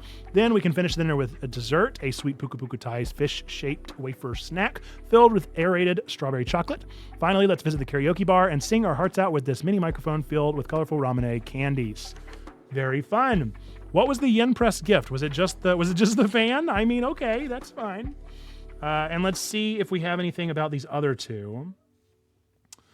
Can't tell if either one of the other two is going to be converted into an anime anytime soon. Let's see if EO, do I know any of other works from EO? I do not know any of the other shoujo work there. And then Ipatu, let's see if I know anything else from them. Does not look like it. So we got several mangaka here that I do not know, which is very exciting. Truly new to me, and I think that's really fun to have something that is completely new, a new mangaka, as well as new manga from them. Let's try some snacks. So we're going to go from savory to sweet. So it looks like the only sweet things that we have this go round are going to be our milk candy and our little puku puku fish there. So we're going to start off with our barbecue cheese and and we also have the microphone. And the savory rice snack. So only because I've had these before and I generally don't like them, we're going to start with the ramen that you bite into. Although, let's be real, who's never bitten into ramen? Am I right? Is that just me? Does anybody else just bite into ramen?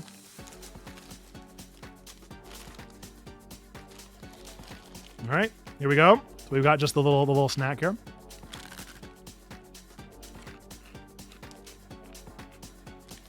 Good. Oh, it's real good. Oh, actually, that's fantastic. That's better than they normally are. I'm absolutely here for that one. That might be the best one they've had so far. Fantastic. A good old noodle burger. Exactly. All right, we're going to do the Hoopa Hoops. Hoopa Loops. Hoopa Loopa. Sure enough, they're just Cheeto rings. They are 100% just Cheeto rings. That's all they are. Ooh. Mm-mm. No, I don't care for that. That's a bad. Ugh. Mm-mm. Irreplaceable. Mm-mm. Not a fan of the Hoopa Loops. That cheese flavoring is awful. I don't know what kind of cheese flavoring they use, but it's the wrong kind. They need to use any other kind. You know what it actually tastes like? The macaroni and cheese Kraft powder. Which I love the macaroni and cheese Kraft, but I do not love the powder. I put the powder on it, but I don't eat the powder. It tastes like they just covered it in that powder. So if you're a big fan of Kraft macaroni and cheese powder, Hoopa Loops might be for you. Not for me. All right. Last but not least, on the savory bits, we've got the taco barbecue clover chips. They look kind of like Fritos. Oopa, oopa, doopity, don't. They look kind of like Fritos here. A little bit like small Fritos. Tastes exactly like, tastes exactly like what?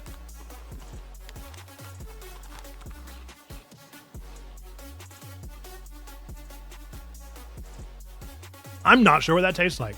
So, Fritos, I think it was, years ago, released these like spiral chips, and they look like rotini pasta, and they were barbecue flavored.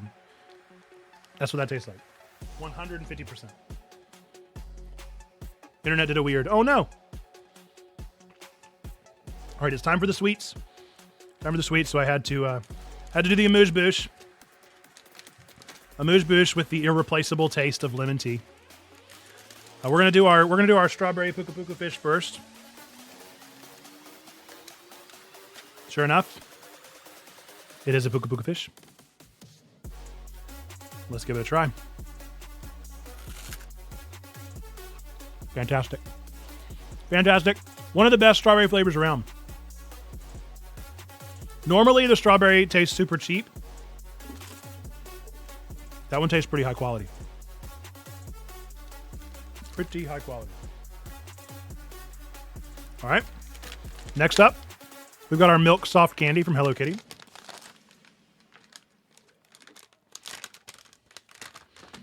Oh yeah, they're just marshmallows. I do not like that smell one bit. They look like little toast. Little tiny toast. Little itty bitty baby toast. Let's try it. Itadakimasu.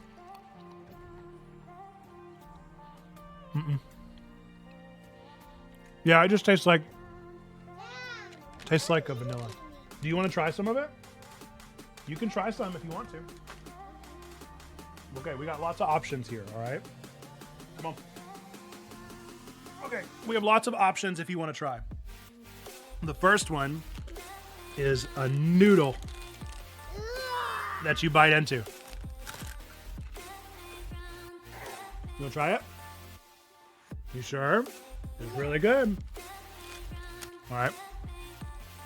The next one are these little chips. Just like potato chips. And just like goldfish. Just like goldfish. You want to try them? No? You're not going to try anything? 0 for 2. 0 for 2 on the Japanese snack food. All right. How about this one that looks like a fish and tastes like strawberries? You want to try it? It's a dessert. What do you think? You like it? What does it taste like? Tell them. Strawberry. Strawberries? Is it a good strawberry? Yeah. Okay. Here, there's one more. Oh, you want another bite? You have another bite. All right, this is the last one. It's just like one of your fruit snacks, but it's a dessert. You don't want to try it? It's dessert. It's sweet. What's that? That's candy. I'll let you try that in a second. But I wanna. You don't want that? Okay. Hello Kitty is not worth it. All right, let's get into the microphone. See if I can figure out how to I open can it. open it. I might have to set you down to open it. Oh. And we'll try some Ramune candy here. I don't think she's ever had Ramune before. So it's definitely a little bit of a risk here. Remember whenever they gave me something that had arsenic in it, and now I'm letting my daughter have it? So I'll tell my wife. You try one? You gotta try it on camera with me. Try it together. Okay. Here we go. You ready? 3, 2, 1. You like it? What's it taste like? Lemon. Lemon? Uh-huh. It tastes a little bit like lemon soda, doesn't it? Or like Sprite. Did you like it? Was it good? I liked it too. Yep. Hey, he says, maybe 30 Bats says right on, dude. Can you give a high five? That's for maybe 30 Bats right there. You say, thanks for the food. All right. Go back over to the plate. Okay, you can have the rest of the fish. She really liked that fish. She really liked the strawberry fish. So I guess that's the one that wins today. So there you go. Manga Spice Cafe. The fish is the winner. The fish is the one that is the best. That is Manga Spice Cafe. I definitely think it is worth the price this month. I am not sponsored by Manga Spice Cafe, but we could be. If you quit playing, okay? I would love that, all right? I love Manga Spice Cafe. I've been getting it for years at this point. One of my favorite things around, and I will continue to support it because I think it is great, and I will continue to give you this free promotion every single month because I just love your product. With that, we're going to end this as we do all of our YouTube videos. Twitch, you don't have to go anywhere because I'm going to stick right around. We're going to end this as we all... We're going to end this as we do everything here we do on YouTube with our 3 things we believe about every single one of you out there. Number 1, we believe that God loves you, like really, really loves you. Number 2, we love you. We want community with you. It's what we do here. It's why we open these silly boxes on streams. We post them on YouTube is because we just want community with you. We want to talk about the things that you enjoy. These are the things that we enjoy, and maybe you do too. Number 3, that you, yes, you matter. You are a person of sacred worth. The world's a better place. Why? Because you are in it. Folks, with that, until the next time that I see you. Bye-bye! And welcome back. Okay. And we're back on Twitch. Okay. What do we have next? I think Bestivus is next. So we're just going to start going through. We got a lot of games to get through. Yes, baby. Because it's a dessert. Are you done? I guess it wasn't that good after all. She really liked the first couple bites. Until she realized it had sugar inside of it. That was the problem? That shouldn't have been the problem. Okay. So we're going to do the top 10 games of 2023. We're going to rank our demo games. We're going to rank the games that I finished this year, rank the games that we finished on stream this year, and we're going to update my 5 if we need to. So let's get right on into it because we got plenty to do here. Plenty to do. So the first thing I'm actually going to do is look at my 5 and see if I need to update any of them. Are there any other games in 2023 that are better than these? Mayfly, no comment.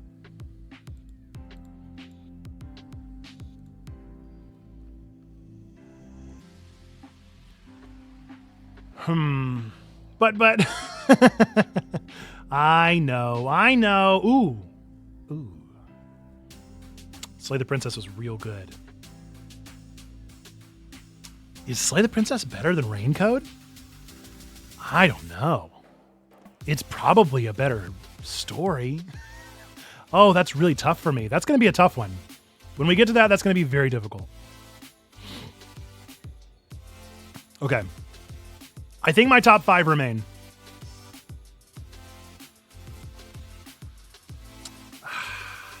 I can't not put Kodaka in my top 5. He's my guy. He's my favorite. I can't take him off the top 10 list. He's got to remain there. So we're gonna go then into our top 10 of 2023.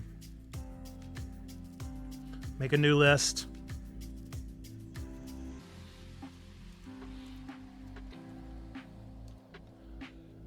So the Princess blew up after you played it. I don't know if you knew that. I mean, I'm the reason that it blew up. I'm pretty sure, Mayfly.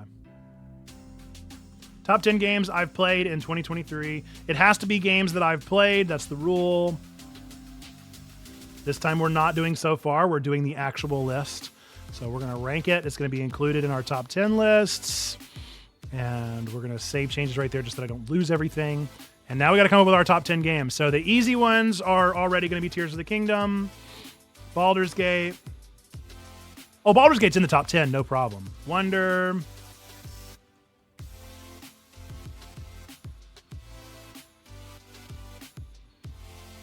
Is it just called Mario Wonder? What's it called? Super Wonder. Super Wonder Boy. Super Mario. Is it not Super Mario Wonder? Super Wonder World. What is it called? Mercy. Super Mario Bros. Super Mario Bros. That makes sense. What even is a Baldur? Whose gate are we talking about? Pikmin, Starfield, definitely Raincode. Hey Nora, what's up?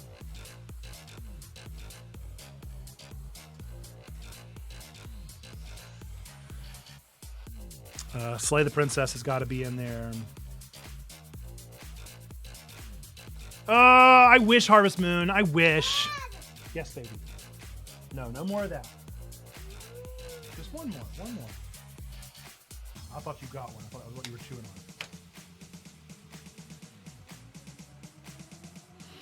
I mean, I'll put it on there, but I just don't think it's going to hold up. I actually haven't played the new Harvest Moon. Are you referring to the Story of Seasons? Why does he need 3 gates anyway? So silly. What a silly goose. What a positively goofy fella. I don't think Super Mario RPG is going to make it for me. Lego Fortnite sure did come out of nowhere, dude. I really liked that a lot. I'm probably...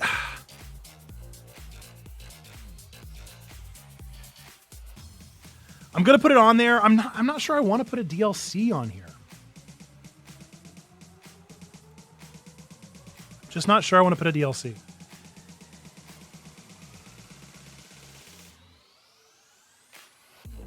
Same with like Ghost Trick. Like I'm super hesitant to put Ghost Trick on here because it's a remake.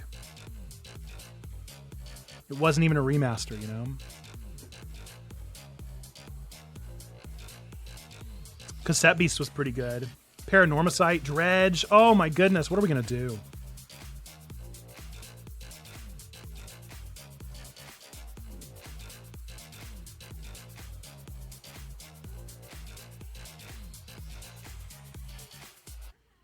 Oh. Coffee Talk is not going to survive, I'm afraid. Space for the Unbound.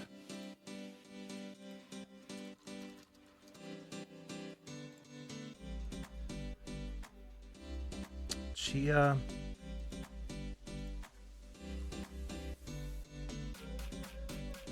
It really has been a crazy year. Okay, I've got 15. I've got 15. All right. So, let us think of where we land with all of these.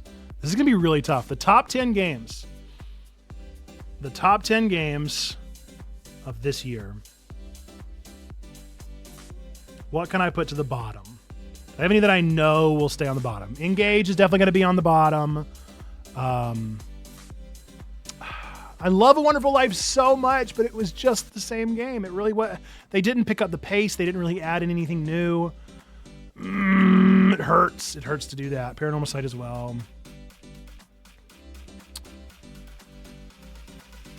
I just don't know if I want to put a DLC on there, you know? I just can't. I can't put a DLC on there. I think Engage has got to go. Wonderful Life has got to go. It was just a remake. Same reason I'm not putting Ghost Trick on here.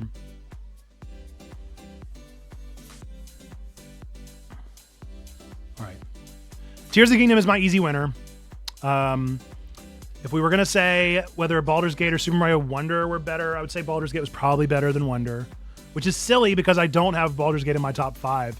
But I don't know why I can't. I don't know why I can't. Wonder was definitely like more aesthetically pleasing for me.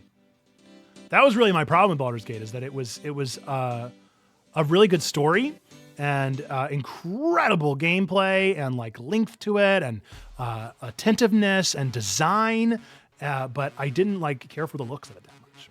It was nice. Don't get me wrong. Pikmin 4 might be better than Baldur's Gate. Oh, I'm so sorry, Mayfly. I really liked Pikmin 4 so much, and I think it is not getting the respect it deserves, and it makes me so sad. Let's see.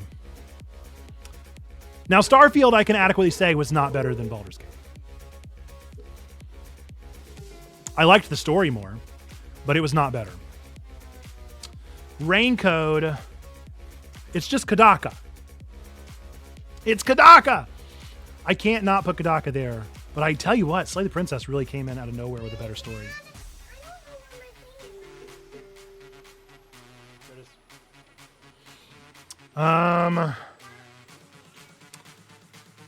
So these 5 are kind of all in the same vein.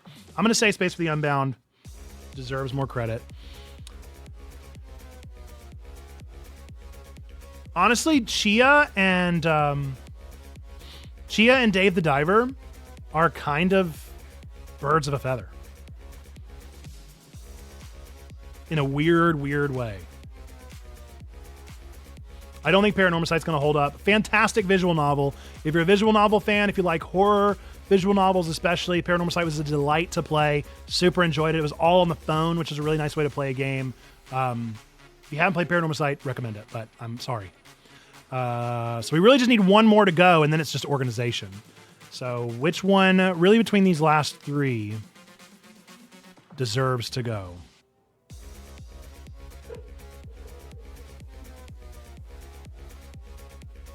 Dredge, Dave, and Chia.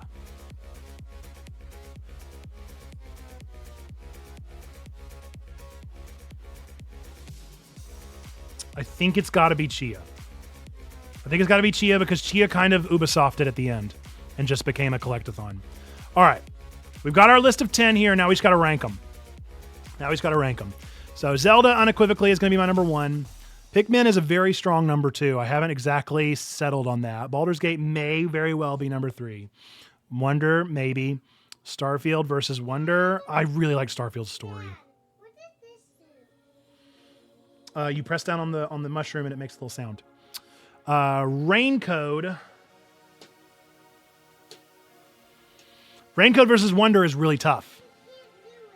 It might be dead, maybe. Yeah, it's dead. Raincode versus Wonder, very challenging.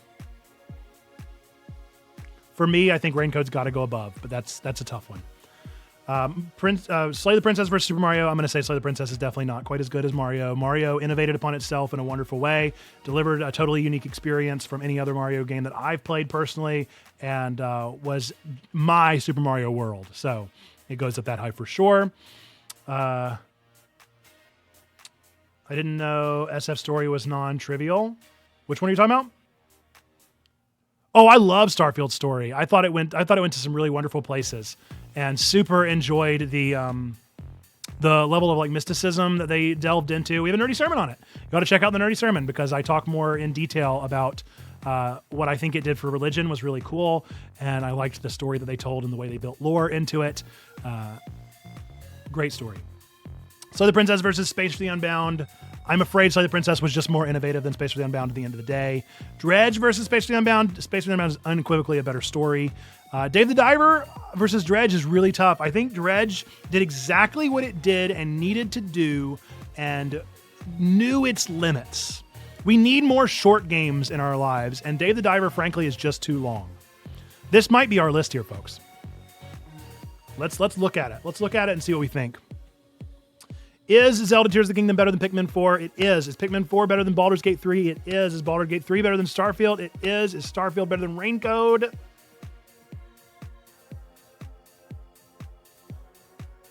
No, it's not. It's not. Okay, back to it. Maybe. Saving.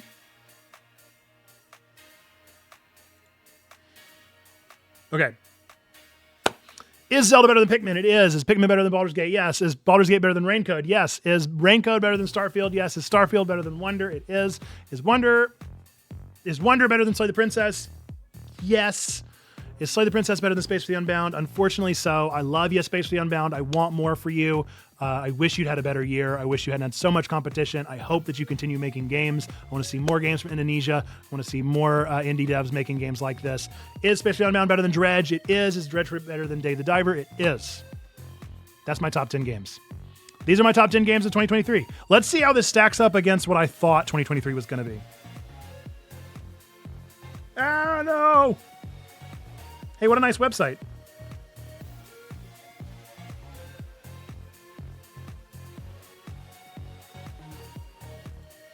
So let's see where time took me. This is what I thought was going to be my top 10. Wow, Coffee Talk's not even on there. That's crazy. Man, poor Coffee Talk. It was really good. It was a great game, but it's not even on there. Yikes, that hurts. All right, so we've got, this was my original top 10 list that I made on July 10th. That was 6 months through the year. Another 6 months has, let's see what happened. Zelda maintained. Coffee Talk 1 was one of my favorite games of all time. Coffee Talk 2 was a great game. Raincode dropped from number 2 to number 4. Space for the Unbound dropped from 3 to 8. Dredge dropped from 4 to 9.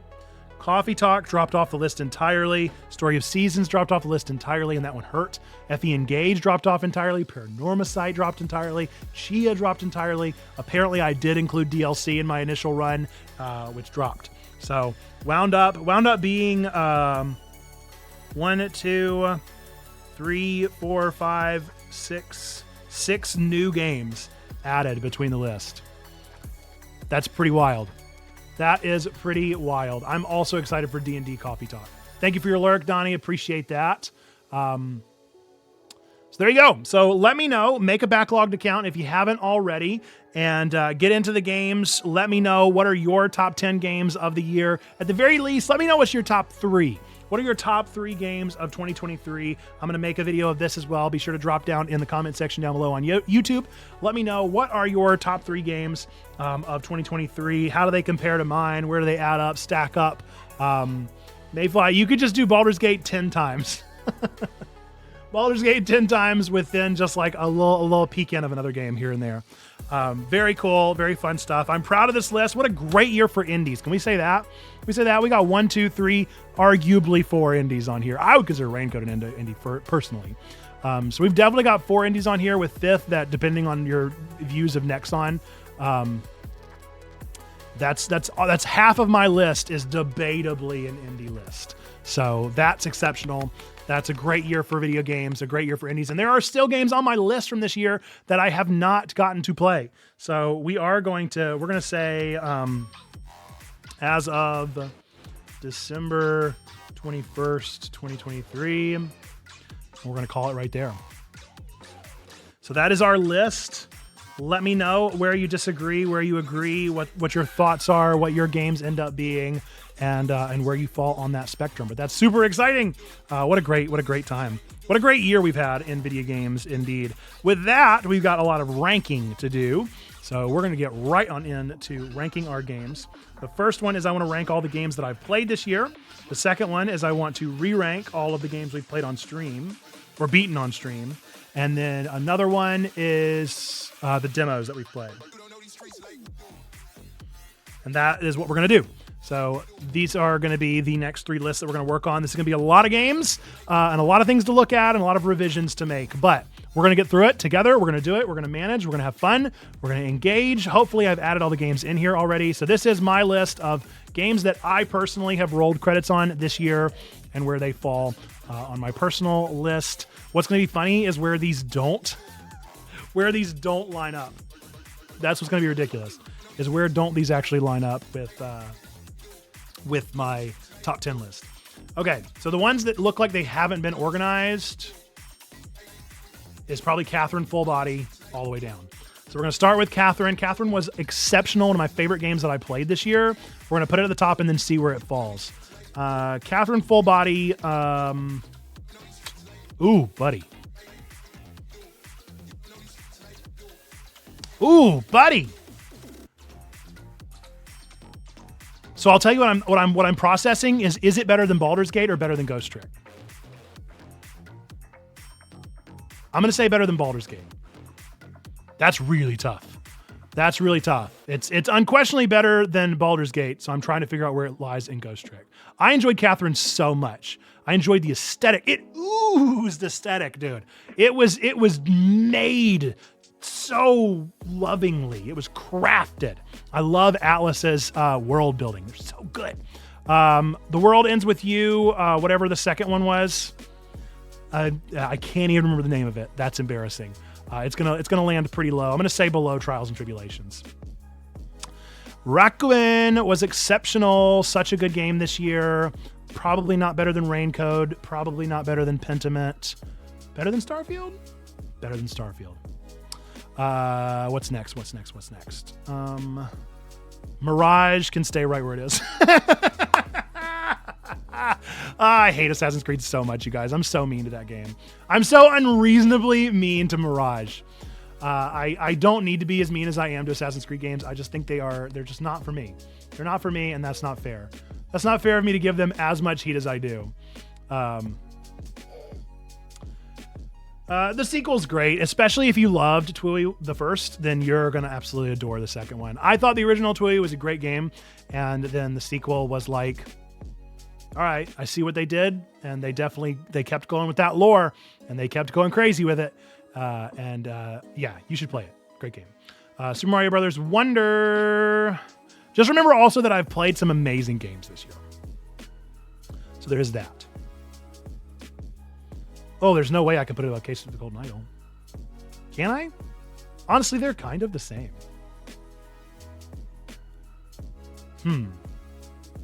Yeah, I'm happy with that right now. We're going to go through all these and they'll change up again. Don't worry. Life is Strange 2 was pretty good. It's pretty good. Now we have beef, RE Mirage. I'm so mean to Assassin's Creed. I really am. I'm cruelly mean to it. Life is Strange 2. It was okay. It definitely was. I needed to give it more credit than I did. I'm going to say it's probably around Tui level. Gone Home was a real delight of a game. I've said it before. I'll say it again. We need more short games. And I love short games. We need more of them. And I love seeing them exist. Definitely better than Delete After Reading. I'm going to say worse than Ib. We're going to go right there. All right. What's next? To the Moon, an exceptional story. Truly exceptional. It's around the impact of Rakuen, but I'm going to say a little less than Rakuen. Right with each other there. Slay the Princess, a masterclass in storytelling. I'm going to say right up there with Pentiment, but I'm going to say right below Pentiment. I still think Pentiment was better. Short Kings. Rhyme was really fun. Rhyme was a really good time. I don't know where to put it on this list here. Better than Messenger? Yeah. Better than Forspoken? Whoa, Forspoken's way too high. Okay, we have not ranked these properly. I must have started too far back. I saw yeah, this is not right. Oh dear. I saw Quantum Break. And thought this was the correct list, but I am wrong. Oh no. Oh, we've really messed things up here. Now I don't know where to get started. Oh man, we've really screwed the pooch. Okay. So I'm gonna say Forspoken is our new metric. So we're gonna put Rhyme. Was Rhyme better than Ib?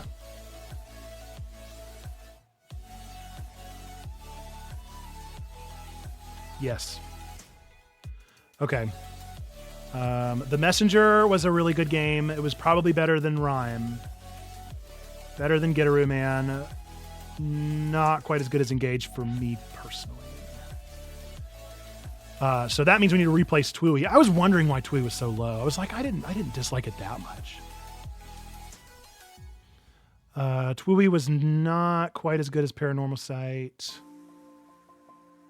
Not quite as good as Coffee Talk. Not quite as good as Dredge. Better than Dragon Quest. Yeah, that feels good. Life is Strange 2. Where did I put that one before? Now I've lost all control. We're going to put right Twooey. Now, one more time with Rhyme. Rhyme is one of our B3 games, our Button Bash Brigade games. So if you want to play games with Checkpoint, we have a video game club that we pick a game every month. Sometimes we extend it a little bit, and you should check it out there. The Messenger DLC was so bad, but it was better than Forspoken. The Murder of Sonic the Hedgehog was a really fun story. I'm going to say it was better than Delete After Reading. Not quite as good as Silver Case. That feels totally unfair. Mirage. Yeah, I think this is so funny that I just completely messed all these up. Cyberpunk, obviously one of my favorite games of all time. Feels kind of unfair to even put this on this list, considering it was a watch that I did. It's just unfair to put it here. It's totally unfair to put it on here. But it's a game that I rolled credits with this year. This is unfair. It's just unfair. It pushes everything down. That's so not fair. Trials and Tribulations, one of the best Ace Attorney games ever made. Definitely better than Ghost Trick. Okay, the Twooey 2. I still say that it's below Twooey. But how far below Twooey is the question? I'm going to say Fire Emblem Engage level. That feels fair. Control is way better than Forspoken, that's for sure. I'm going to put Control right with Silver Case. I'm going to say it's a little better than Silver Case. Quantum Break, real bad, did not enjoy it. I'm going to say better than Twin Mirror, but not as good as Dusk Falls. The Somnium Files. Is this the first or second one? Because I beat the other one. I think this is the second one. So maybe I don't have the second one on here yet. Let's make sure.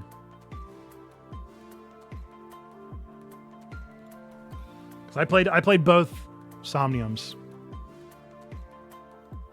It's Nirvana Initiative. Okay, so I just didn't put the first one on here. Well, then that makes this list kind of invalid, doesn't it?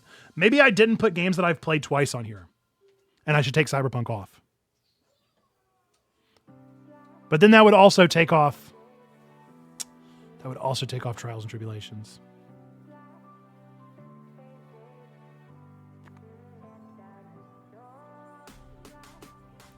Aha! For the first time. Yes! I wrote a rule for myself. Ha ha ha! Well, there you go. Remove it. Remove it. I knew there were rules. Let's see. Any of these other games that I didn't play for the first time this year?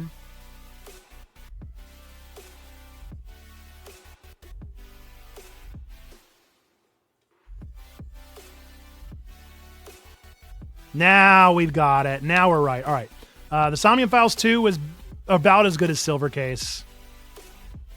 Better than Control. More character than Control. I'm going to say not as good as Gone Home. A little bit busier. We're going to keep right there. We might rearrange when we get there. Alan Wake 2. You know what? I can't say Mirage is worse than Forspoken. No. That's morally wrong. Alan Wake 2 is a great game. Fantastic game this year. I'm going to say better than The Messenger. It's honestly right around The Messenger level for me. Considering the back nine of The Messenger, I'm going to put it right above it. Space Plan. Did I play Space Plan this year? Do I just not remember this game at all? What is that game? What is Space Plan?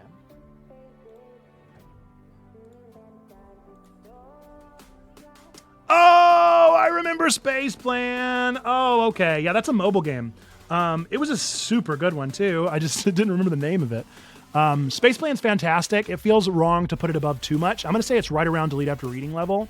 Definitely better than As Dusk Falls. Steins Gate. Oh, boy.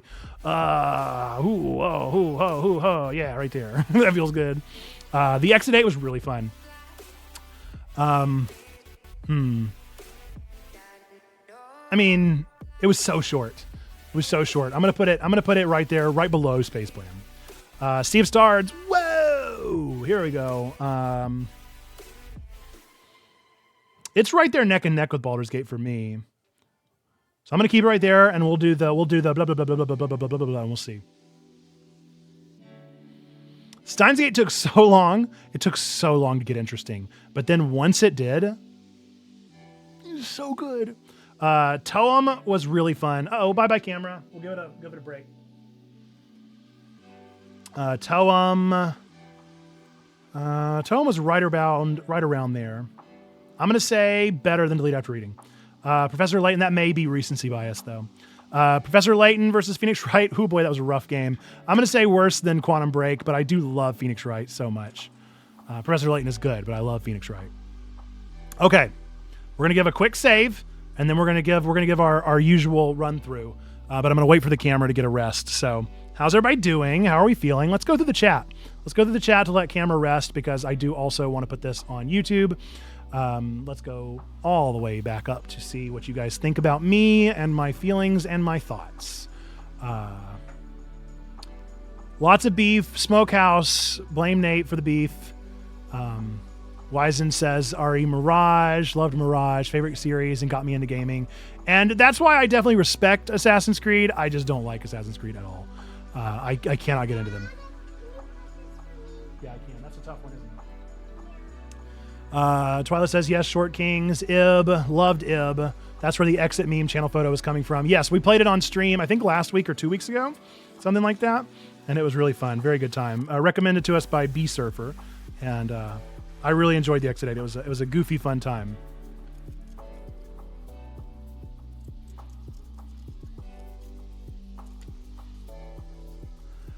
Look, if honestly, half of the Assassin's Creed beef comes from Ubisoft. It's really their fault. It's like talking about EA. Like I feel like I don't like their companies, which is not fair of me because I totally should feel the exact same way about like not Bethesda necessarily. I know Mayfly doesn't like Bethesda. I don't think they're necessarily as bad as Blizzard. Blizzard was the one that I was thinking of. Panic Chaos, the result of the beef, never got time with Rhyme. I mentioned B3 is where we played that. Trying very hard to clear my commitment to submit for B3 next year. Fingers crossed. Love Quantum Break, to be honest. So more beef. Quantum Break was fine. It was definitely the worst of the Controlverse, and I just didn't think it was that interesting. It felt too much like a movie, and that's not my kind of game. Extend the Smokehouse. Don't listen to me. I'm just practicing up my polemicism. Good one. Going to get a face mask for all this smoke. Could never finish Control. Got bored. I agree. Control is pretty boring. But it is interesting, the lore that it provides. Twyla says, we already know your next hit piece is going to be the courtesy of Mayfly at this point, Nate. Agreed. So unsure about Steins Gate. I mentioned that it was so slow, but then it got so good. I will write the ultimate hit piece on MPN's game choices. Yeah, me and Mayfly do not agree on games. Maybe 30 Bat says his choice is whack. His ranking's whack. The way he talks about Assassin's Creed, whack. Me, I'm right. Wizen, to be clear, it was the first Assassin's Creed game that got me into gaming, not Mirage specifically. I know what you meant, Wizen. Mayfly says it's all whack. Twyla says XD. Lots of laughter. Mayfly says Black Flag is the only perfect Assassin's Creed game, in my opinion. Boo Bethesda, and saw that coming. Wizen Lemur, no, that makes sense. Maybe 30 Bat says Bethesda. Twyla says, I heard Odyssey, they regrouped and stepped it up. But yeah, Mirage just back to the same of refreshing too soon to feel fresh. Odyssey and Origins got you. Most of the games are at least good. Then there's like 3 or 4 we don't talk about which are the Dark Ages. Hear that. I hear that. And look, you guys, my favorite game series is like Danganronpa. So, I mean, I know about trash games. I know about games that we love, but we don't love that we love them. Or we get trash talked about us because we love those games, but that's just the reality of gaming. The Weeb Pastor, yes. Yeah, that's a trash truck. It's very loud, isn't it? So yeah, this is what it is. It's we all have different tastes. We all have different games that we enjoy and don't enjoy, and that's the best part. I love video games for that reason, because me and Mayfly can disagree about every game ever and still exist in the same place. And enjoy one another's opinions and hot takes on games and the joshing back and forth, or at least I enjoy it. Jenny thought that was my neighborhood's trash truck. It's so loud, maybe 30, and it's awful because I'll be in the middle of recording a sermon and it'll come and it'll just absolutely blow out my ears. Like it's the worst.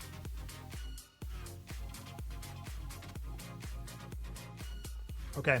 On the other side of ads, we're going to do our ranking rundown. Wizen says Black Flag was definitely good and one of the games I actually finished. Valhalla was also really good in my opinion, but like Unity and Syndicate came out within 12 months of each other and were both just bad. It's fun. It's like Sneaky Nice beef and D&D. Yeah, fun beef, fun beef. Fun beef is my favorite kind of beef. That's also a hashtag quote. Another t-shirt that I want. What was the other one that I said? You can't flip tables if you've never been to the temple. That was one. And then fun beef is my favorite beef, which I can imagine like the Checkpoint logo, but done in the Wendy style, as in like the where's the beef joke. That would be very fun. That'd be a fun time. We honestly do need like a channel though for it on the Discord, because I worry sometimes about people coming in for the first time and just seeing us absolutely eviscerating one another's opinions. And we need like a not like a rant, like a rant channel, but instead of rants, it's there for disagreements about video games. Just like a trash talk channel. But then I would worry that would get too violent. Can I get the table flip as a cloth patch? I'm here for it. I seriously do love that. I think it's so funny. Okay. Camera's coming back on because the ads are done. We're going to go through the rundown and see if I need to move anything, if anything needs to change. These are all the games that I've played for the first time. It does count if I've watched them. So a lot of these have been watches. Did I play Detroit for the first time this year? Is that right? Maybe. I definitely played it recently, so I'm going to say probably. Okay. Here we go. Here we go. The games that I've played for the first time in 2023. Do these line up? Do these add up? Are these my favorite games that I've rolled credits on? Number one. Oh, I was super late to the party. So, fun story. You've distracted me immediately. Fun story. So many of these games are my late to the party games. Steins Gate, Ghost Trick, Catherine. Let's see. What else do we have? Rakuen, To the Moon. Detroit, Life is Strange 2 and 3. Let's see. Twooey 1 and 2. Even 2 came out like 3 years ago at this point almost. Dragon Quest was one that took forever for me to get to. The Messenger, Getaru Man, Ib, Gone Home. Control, I guess. That's not that old. Silver Case. Toem was one that's been on the list forever. Hang on, Nora. Quantum Break is one that's been on the list forever. Twin Mirror forever. So this was the year of Nate's late to the party and absolutely burning through my backlog. Okay. Yes, ma'am. These are actually games that Dad has already played, and we're ranking which ones are Dad's favorites now, okay? So.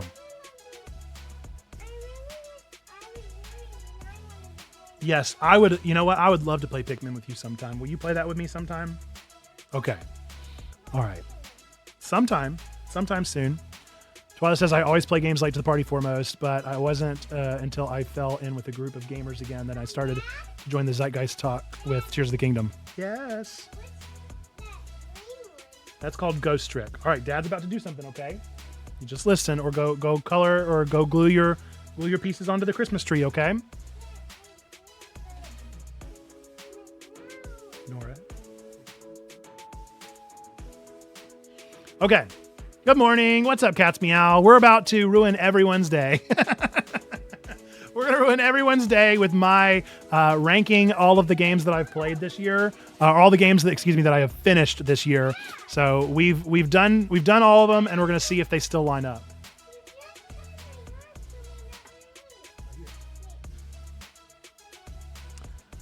Yes, very good to see you around here, Cats Meow. Hope that you're well. Hope that you're having a happy Thursday. Let us know what's new, what's going on in your life. Have you started playing any of the new Fortnite modes? I know you're more of a Halo person, but I also know you're just FPS. So there's a chance that maybe you've gotten into the new Fortnite modes or been curious about them. Or maybe you're real anti-Fortnite, and that's fine with me. But I've really enjoyed Lego Fortnite. It's been very fun. Okay. We're going to do a rundown of each of these games to see if I agree with this list or if any of them need to move. Zelda Tears of the Kingdom is better than Pikmin 4. It is. Pikmin 4 is better than Steins Gate. Barely, but it is. And I think this is funny because Pikmin 4 is not this high up on my top 10 list. So this shows how ridiculous ranking lists are. I literally just did a top 10 list and this is different. Explain that to me. You can't. Pikmin 4 better than Steins Gate. Steins Gate better than Ghost Trick. Ghost Trick better than Catherine Full Body. Catherine Full Body better than Baldur's Gate. That's actually a really tough one. The gameplay is just not as good, but man, that story and the characters and the aesthetic, and it's so rich. Oh, and the animation.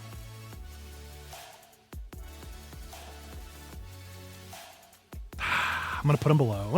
That's really tough.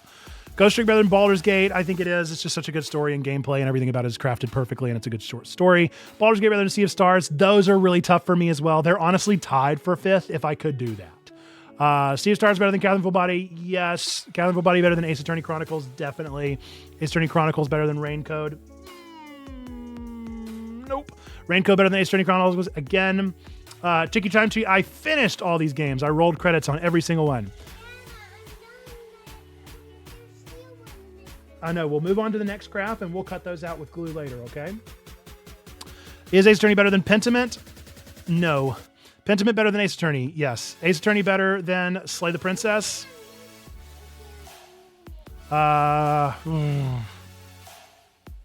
Yes. Let's see. Hang on. Let me catch up with the chat here. Small barbecue, less beef. Getting me curious about Catherine. I thought it was a game for people who like gameplay that makes them suffer. It is. The gameplay is so cruel. It is so cruel and so brutal. It's absolutely torturous, but the story keeps you going. I'm actually done with Halo for now. I've been enjoying Fortnite, but just the no builds. I'm actually looking into indie games to try. Let me know if you want any ideas, because I got so many indies, and there have been so many good ones this year, but I don't know many FPS indies. And so I'd have to really put on my thinking cap for that one. Okay. On to the next one. Slay the Princess better than Raccoon? I think so, but unfortunately. Raccoon better than To the Moon? Yes, definitely better gameplay. To the Moon better than Starfield? No. Starfield better than To the Moon? Yes. To the Moon better than Ace Attorney Spirit of Justice? Yes. Case of the Golden Idol better than Spirit of Justice? I don't think so. Case of the Golden Idol better than Ace Attorney? Those are neck and neck. Especially Unbound, honestly, is better than those. Detroit Become Human. Did I really play that for the first time this year? I don't think I did. I'm taking it off. I don't think so. I think I played that last year. What did I do? I can't remember. I can tell you that if I did, it's better than this. It's definitely better. Life is Strange, True Colors versus Goodbye Volcano High. I think those are another tie if I could. Paranormal Sight as good as Life is Strange? Probably not. Coffee Tech better than Paranormal Sight? I'm gonna swap those. I think Paranormal Sight's better than Twooey. Twooey better than Life is Strange 2? I imagine so. Better than Dragon Quest 11? No. Yeah, that's good. Life is Strange 2 better than Vampire Survivors? Probably not. Vampire Survivors is so good. Vampire Survivors better than Life is Strange. Life is Strange 2 better than Fire Emblem Engage? No. Definitely better than Twooey 2. We got something here. Alan Wake 2 cannot be worse than those. Alan Wake 2 is probably more...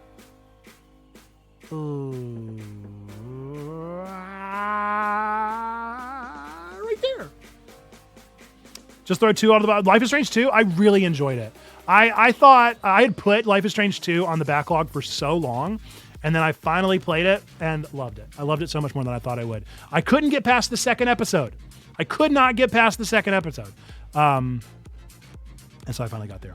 Oh, wait, what are you talking about? Are you talking about Twooey 2 or Life is Strange 2? Which one are you talking about?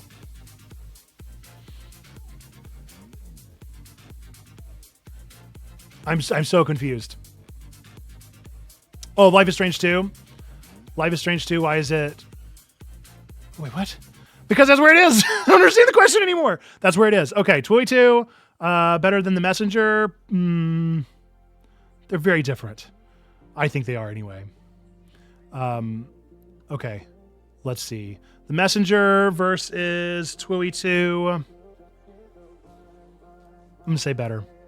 Gitaroo Man, I'm going to have to drop that one some. Gitaroo Man is fine. Oh, I see what you're doing now, Tricky Time Tree.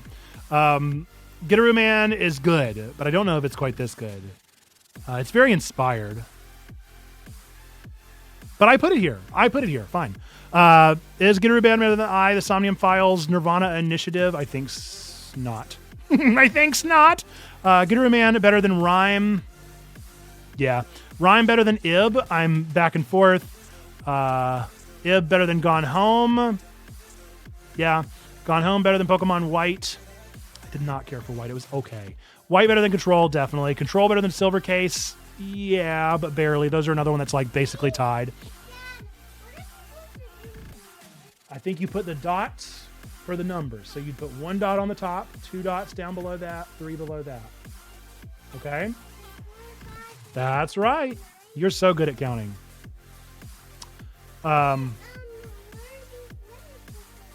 They're just telling you what to do. They're telling you dot a tree. Okay, Silver Case better than Murder of Sonic? Yeah, it has to be. Murder of Sonic better than Toem? No. Silver Case better than Toem? Yes. Toem better than Murder? Yes. Murder better than Delete After Reading? Yes. Delete After Reading better than Space Plan? That feels cruel, but it's just a mobile game, a tapper. Really fun if you're looking for a good mindless idler. Space Plan was very good. It was the only idle game that I've ever played that I've rolled credits on because I didn't even know that was a thing you could do with an idle tap game. Really interesting, fun stuff. Space Plan better than Exit 8, yeah. Exit 8 better than Dust Falls. That feels mean, but I really didn't like As Dust Falls, and it made me so mad that it won so many awards. As Dust Falls better than Quantum Break? Probably.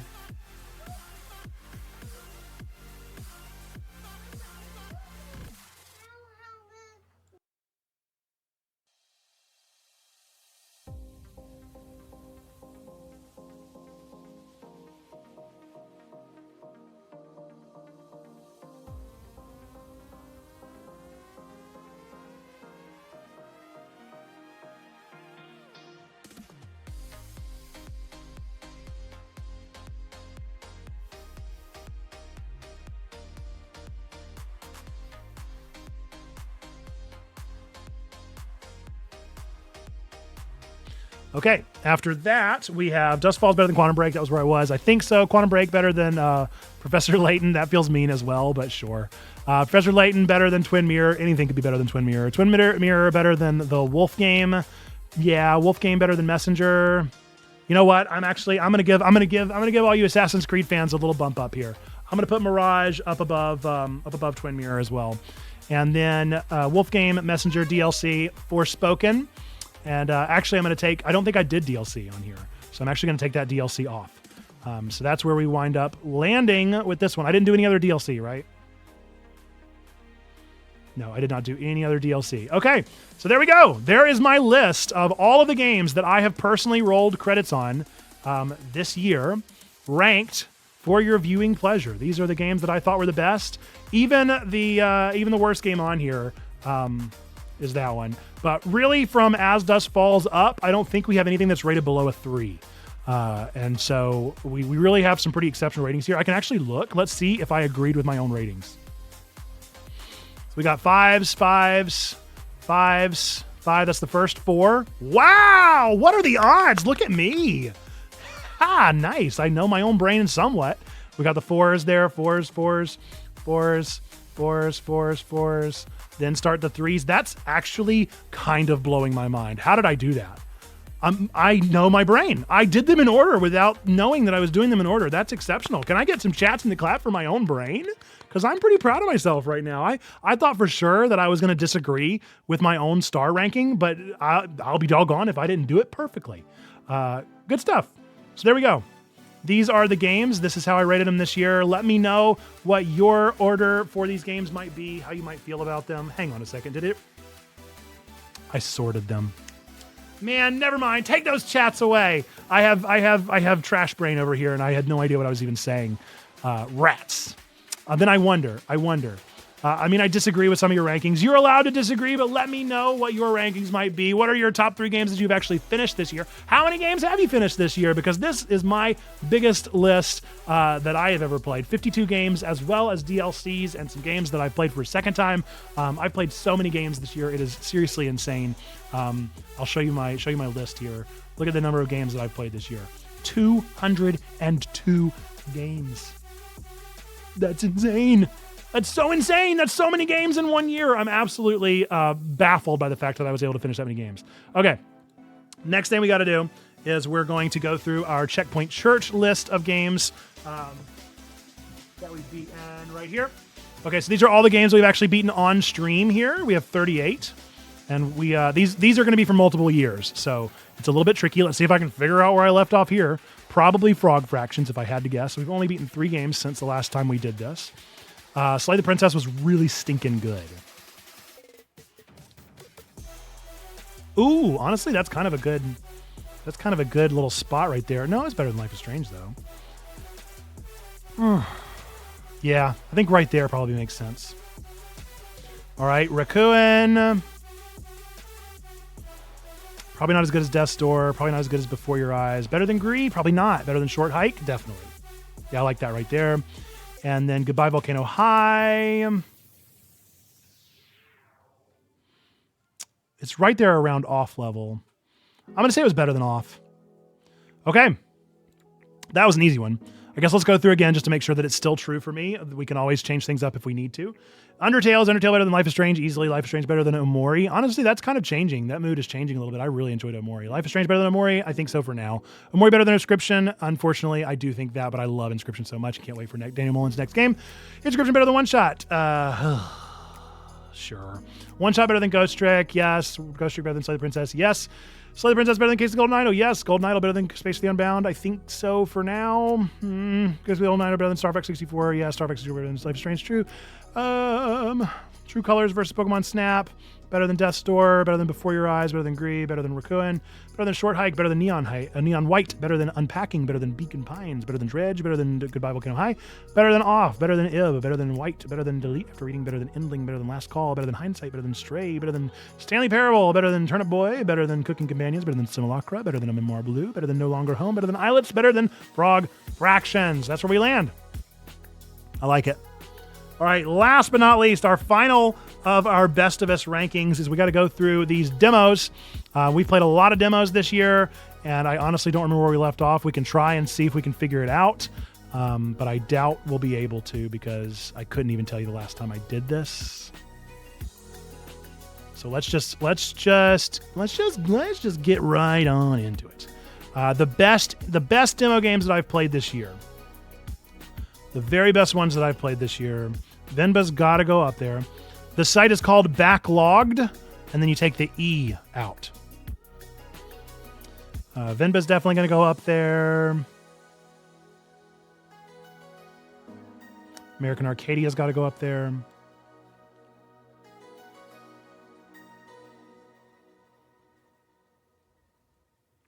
Tiny Sticker Tail's got to go up there.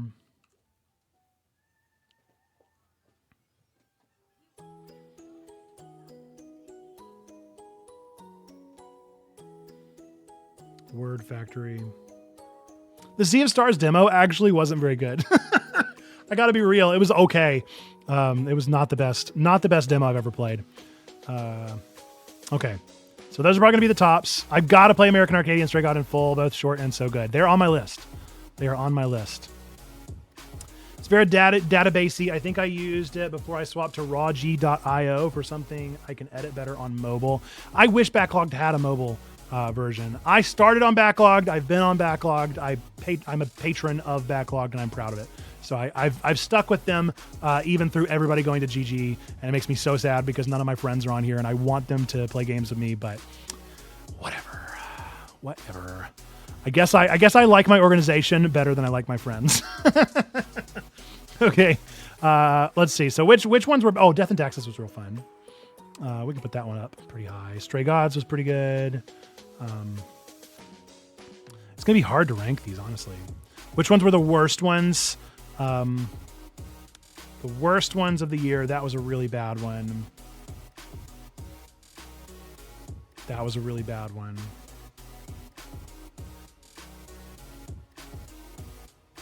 That was a bad one.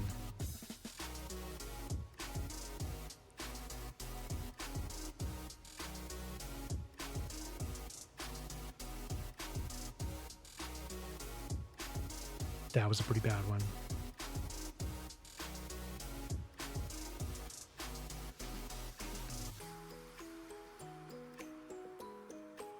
Those are probably all the worst ones. Okay. Let's try and find, I think Traffics was also pretty good. All right. The best demo I've played this year was probably Shogun Showdown. So well executed, did exactly what it needed to do, told you about the game, explained the game, gave you plenty of the game to play. One of the best demos that I've maybe ever played ever. I don't know if the game will be as good, but man, that demo was just exceptional. What's up, Weesh? Welcome in. So we got Shogun Showdown up at the top. American Arcadia was also really good. Venba was really good. Tiny Sticker Tail was really good. Goodbye Volcano was pretty good. Death and Taxes are pretty good. Ghostpia, I mean, it's a visual novel. What is there to teach? Stray Gods probably did a better job than Ghostpia. Word Factory was so good. We're going to put that up above Tiny Sticker Tail. Sea of Stars. Again, it's just not a good demo. I think it was about as good as Stray Gods. I'm going to say right about there. Let's Revolution was a lot of fun and explained the game really well. I'm going to say it was probably around Tiny Sticker Tail. I'm going to give it just below for now. Yes, ma'am. Why can't you reach them?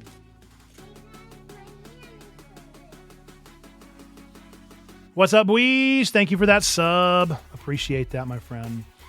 Let's see. In Stars in Time was a real bad demo. They needed a better demo because I've heard the game is exceptional. Eternites was a pretty good one. I'm gonna say right about as good as Stray Gods. We each missed the barbecue. Yeah, we've had a rough go of it. We've had a real rough go of it, and yeah, it's been interesting. Me and Mayfly just disagree on so many games, and I feel so cruel. I'm feeling fine. I got a little bit of the crud still in me, and I'm almost 3 hours deep in a stream, so there's that. Underground Blossom did an exceptional job explaining its game. I'm going to say around as good as Let's Revolution. Broken Lens was okay. It was a puzzle. I mean, I'm going to say as good a job as Ghostpia, a little worse maybe. Little Guardsman was so stinking fun. So cute, so inspired. Taught you what to do really well. I'm going to say right around Let's Revolution level. Let's see. Oh, wait. Did I put that there? Okay. Videoverse did a bad job. I'm going to keep it right where it is. Penny Larceny. It's a visual novel. I'm going to say just as good as Ghostpia. And I'm going to actually put up here, this is a ranking on interest level in continuing the game beyond the demo. Organized by skill of the demo to explain how to play the game and then allow the player time to learn the game and then entice further into the full game. Does that make sense? I don't see Skull Island Rise of Kong. We didn't even play that demo. That looks so good. You did exactly what you should do. It looks perfect. Ebenezer did explain the game well, but it just wasn't a very good game. But it did explain it well. It just didn't interest me in the slightest. I'm going to say worse than Stars of Time. One on the Outpost. It did explain the rules of the game fine, but it kept it pretty boring. I'm going to keep that right down there with Videoverse. Oh my goodness, Vampire Hunters, right up there. I'm going to give that to my number one spot for sure. Let's see. The Isletide Hotel. I mean, it's a video, whatever they're called, and it was okay. It was just a little short. I'm going to say better than One Lonely Outpost, but not much more. Broken Roads was a lot of game, and they really did a good job explaining it. However, it didn't grip me beyond that. But I also never really got gripped into the original 2 Fallout games either, so there's just a chance that it's just not for me. I'm going to say right up there with Broken Lens. 1472, it was an interesting enough game. Fascinating to see AI brought into a game. It kept me curious, but eventually I got tired and worn out of that game. I'm honestly going to take this off of the list because we played the full game. We did not just play the demo. Spirit Swap Lo-Fi Beats to match 3-2. You know exactly what it was going in, and it did a good job telling it, but it didn't necessarily grip me past it. I'm going to say right there in Stars in Time. Back to the Dawn was so good. So good. I'm going to say better than Sea of Stars. Death and Taxes. Yeah, probably. I'm going to say right up there with Underground Blossom. Listen, Dave. Hang on 1 second, folks.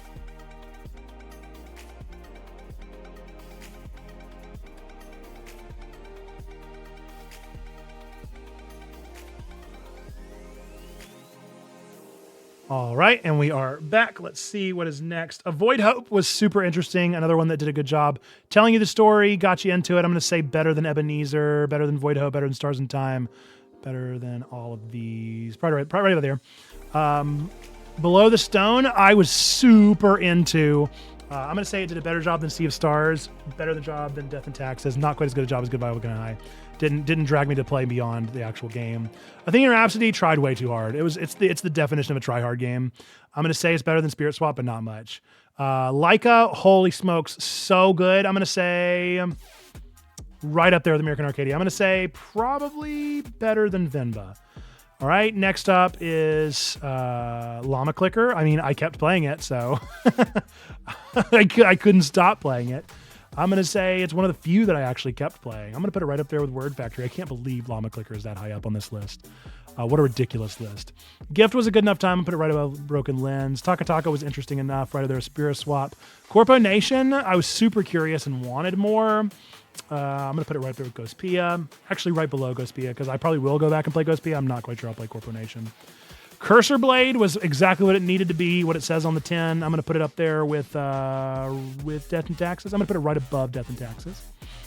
Fireside, just not an interesting game. Honestly, it gave you too much to chew on. They could have given me less to keep me more intrigued. I'm going to put it right above Ebenezer. Soul Slinger, I was bought into this game, and then I got tired of it. Another Crab's Treasure, exceptional. Can't wait for this game to come out next year. I'm going to put it right above Sea of Stars. Japanese Drift Master, I couldn't want to play this game less. But it did do what it needed to do. Thaumaturge did not like at all. Did a real bad job telling you how to play the game. Last Faith did an exceptional job telling you how to play.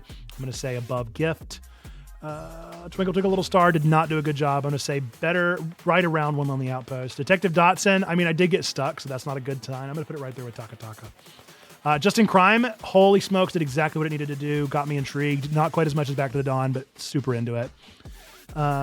Chess Like Adventure, I mean, it's what it says on the 10. I wouldn't go back and play it again. I'm going to say better than Japanese Drift Master.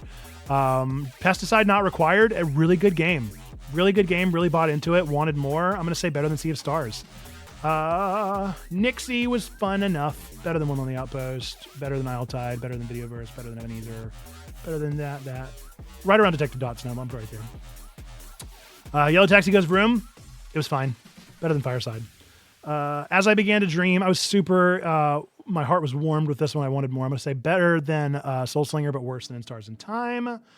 Simulacros was fine, I guess. It's better than Videoverse. Not quite as good as Ebenezer. I had more interest in that one. In His Time was super interesting. Wanted to know more about it. Have the whole game. Could play it, but I'm going to say not quite as interested as Ghost Pia. Carry Onward. There was no game. There was simply no game. Oh, wait, we're not there yet. Bangkok Story. Wanted to know more, but I just couldn't really dive deep into the story. I'm going to say more than Detective Dotson. More than that. Yeah, probably right about there. Feels good. Traffics. It was exactly what it says on the 10. Pretty fun little game. Neat little clicker. I like it. Crime O'Clock. Super interesting idea. Did not carry me through to the finish line, but really good. Songs of Silence was just bad. It was just bad. There was no education. It did not teach you how to play. It did not encourage me to keep going. Same with Kazakh, did not encourage me to keep going. This one, not only did it potentially get me flagged for nudity on my stream out of nowhere, but it also was just not interesting or engaging or didn't teach the game well at all. There we go. So that is my list. Consider this ranking not by merit or by like skill in the game. Like it's not like Vampire Hunters is the best game on this list. But it is by a demo standards, the best demo on here, because it gave you just enough to chew on to be interested in playing more of the game. It explained how to play it, gave you enough time to entice me. I almost bought this game because I was so into the gameplay from the demo. Did exactly what it needed to do to get you intrigued. Same with Shogun Showdown, American Arcadia. That's kind of the order. And then these games down here did the worst job gripping me, entertaining me, and telling me how to play their game. So there you go. There's the demo ranking for the year of all the demos that we played on Mondays. Hope that you enjoyed tuning in with those. I super enjoyed Mondays this year and had a really good time playing through all of these. With that, it's actually a good time for us to get into our next conversation, speaking of next year. So the next thing we're going to do is talk about what is 2024 looking like for Checkpoint Church's stream. And I will be back in just a second to talk more about that. Do not go anywhere. I'm just going to talk to Nora real fast.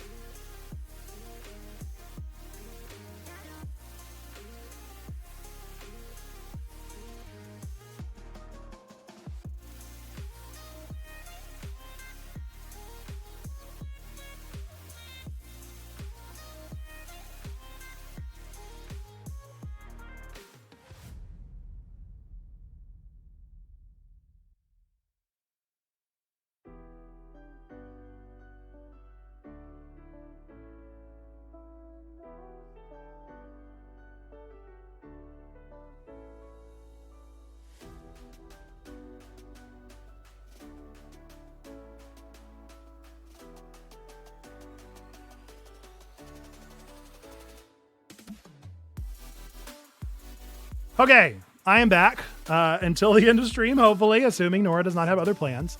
So we are going to talk now about the future of Checkpoint Church, what is happening with this stream here on twitch.tv/Checkpoint Church in 2024. So here is the thing about 2024 and beyond, and where we're going in the future with Checkpoint and what we vision for it.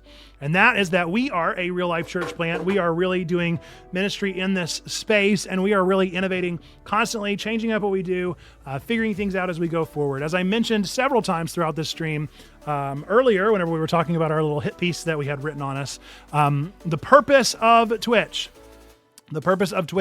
is for us to get to know people and to get to meet people. And so we always want to be doing things that are allowing us to meet the most amount of new people at a time.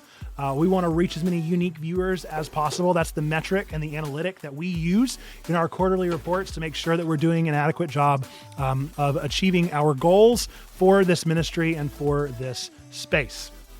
So with all that in mind, this past quarter has not been up to snuff. We have not done as we usually do on Twitch, and I've not been happy with how things have been going in this space analytically. Given that we're going to shift things in the new year in some way, shape, or form, does not necessarily mean that we're going anywhere. We're going to keep streaming, we're going to keep doing things, but we are going to be changing up the way that we stream. Whatever that means, we'll figure it out as we go into the future. If you would like to help us figure out what that means, then I'm going to encourage you to do a favor for me. ! Survey in the chat is going to bring up our end of year survey for 2023. Whenever you click on that, it's going to take you to a form to fill out. It's going to ask, how do you participate in Checkpoint, Twitch, Discord, YouTube? Whenever you click on those, it's going to bring up a series of questions for you to fill out to help us understand how to improve in the next year. We want to know not only what would we improve by doing, what would you be interested in? What makes you click on this stream? What is it that keeps you engaged and interested at Checkpoint? What days of the week are you most interested in us streaming? How long of a stream are you interested in us doing? What kind of games would you be interested in us playing? What kind of content are you here for? And you would do me a huge favor by filling out that survey. It is going to be a little bit lengthy depending on how many of them that you click on, but this is the best possible way for us to learn how to improve in the coming year to further entice you. If you fill out that survey, then I will send you an exclusive piece of Checkpoint Church merch that will not be made for any other means of purchase. You will not ever find it in our store. You will not ever be able to get it any other way. It's not anything huge. Don't get too excited. But this is a piece of Checkpoint Church merch that you will only get if you fill out our survey as a thank you for doing that exact thing. So, if you will help me out by filling out that survey, then my thanks to you will be an exclusive piece of merch to say thank you specifically for filling out that survey and helping us vision the future here at Checkpoint. If you don't want the merch, just fill out the survey. I'll email you for your address and you just say, no thanks. You just say, no thanks. Thank you. Appreciate it. And that's fine. And I really appreciate that. But if you do want the merch, then I will get in touch with you and get you that merch. Okay. Custom PS5. Yeah, purple PS5. That's totally for everybody that fills out the survey. Totally doable, manageable. Some things that I have in mind for the future of Checkpoint is I think that we're going to continue going with Twig. Twig is going to remain a mainstay on Tuesday nights. It's still going to be an hour to an hour and a half long show that we're going to do every Tuesday night at 8 p.m. Eastern. And we're going to continue doing that show. I think it's really fun. We have some new segment ideas and some things that I'm going to throw in there. We're going to try and get more guests on there, more collaborative streamers on there, try and figure out more things that we can do in that space. But for the most part, Twig is going to remain pretty much unchanged. The other two streams, up for grabs. Not sure if they'll be at the same time next year. Not sure if they'll be the same content. I'll be honest. I'm thinking that probably for the next quarter to 6 months, we probably won't have segmented streams. So we will not do a Wake with Nate stream or a Demonday stream. We will have stream, and during that time, we'll do whatever we do. So I think that might be the step that we're going to be taking in the next 3 to 6 months, at least for a time to see what if we just streamed. What if we just allowed that time to be loosey-goosey and we can fill it with whatever we might have at the moment? If there's a game that comes out that we want to throw in there, we don't have to wait until we get to Monday to play a demo. We can play a demo whenever I hear about a demo. So that's what we're going to do. What was the short message back then? What are you talking about? So that's what I'm thinking as far as what we're going to do is we're going to... Oh, yeah, got you. Forgot I rated Breath of the Wild back then. I don't know if you liked it or not, but I sure did. So that's a plan for next year is we're still going to be streaming. We might still be streaming 10 hours. We might be streaming longer. We might be streaming shorter. We might still be co-streaming or simulcasting onto YouTube and TikTok. We might not be doing that anymore. I don't know. I don't know what the future holds. We might have a stream that's just on YouTube. We might have a stream that's just on Discord, and you have to be such and such to get there. I don't know what we're doing. I don't know what the future looks like. I don't know what it holds in this space. But we are definitely going to be streaming. We're still going to be on Twitch, and we are planning on having the same great content, if not even a little bit better than we've done it in the past. We're going to have more exciting things going on, and we're going to have more flexibility with which to do those things. Something that I've already put out there in my kind of mind vision for the future of the next year is I'm wanting a more collaborative year for 2024. I anticipate having a whole lot more collaboration. Whether that means the return of some podcasts, we'll see. Whether that means some new podcasts or some new content or some new shows or some new special guests or some new interviews or some new whatever, fill in the blank, some Pomodoro streams where we just work together. I don't know. I don't know what the future holds, but we've got a lot on the back burner. We've got a lot of exciting things. And if you will help me, ! Survey, that is the best way that we can know what to do next. So be sure to fill that out, help me out with that so that I can know more about what is needed for our future here at Checkpoint and what I might be able to provide via that. I will tell you, we also have a team gathering together doing assessments. And so they will also have a major part in figuring out our goals for the next year. We are not taking any steps back. We are taking steps forward. They just might be in a different direction than we might have initially thought. A goal that I might have for next year beyond just collaboration is just different faces on this stream. That's the whole point of Twig, is that I wanted different faces than just mine every single time we stream. And so we started Twig as a means of getting level 2 into the show without having to have too much prep on my end. So I don't know. I don't know what the future holds for us, but I hope that you're excited. I hope you're looking forward to the future of Checkpoint. And I hope you know that we're not going anywhere. We're not taking any steps back, but we are only taking steps forward in whatever way we discerned to be best as we go there. So, like I said, ! Survey in the chat. If you haven't already, click that link, take that survey. It is a bit lengthy, especially if you click all 3. But it is the best possible way to help me. And in order to spice it up a little bit, I will give you an exclusive piece of merch only to the people that fill out the survey. Everyone else will not get it. I will never put it up for sale. It will be an exclusive gift just for you. Not the PS5. Not the PS5. We have a lot of other exciting things that we're working on, by the way, in the coming year. I'm super excited. 2024 is going to be a huge one. This upcoming Nerdy Sermon is going to be a normal Nerdy Sermon. And the one after that is going to be talking about Nerdy Sermon season 5? Season 5 of Nerdy Sermons? That's insane. So we'll talk about what that looks like for 2024. We'll talk about Twig season 3 coming up. So we'll talk about what that looks like and how we're going to evolve that show. We got a lot. We got a lot going on. It's an exciting time to be a part of Checkpoint, and I hope that you see that, and I hope that you are similarly excited for it. With that in mind, this will probably be our last stream of the year, except, of course, if we are able to get a finale to season 2 of Twig next week. But again, that'll just be Twig. It won't be like a normal 3-hour stream where we'll play games and hang out. So this is the last stream that is like this, where we just kind of hang out and talk and do all of the stream things. We don't have any time to fill out the living decks today. We'll probably just call it at the end of this and raid out. But I'm super excited for what is in store.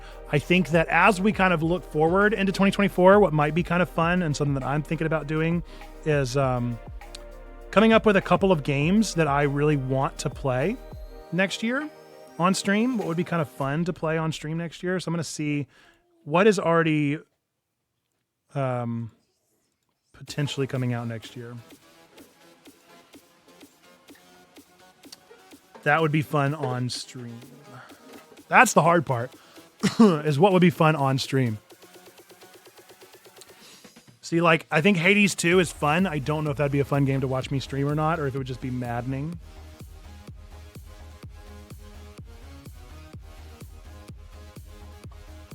I think that Ronin game would be super fun to watch.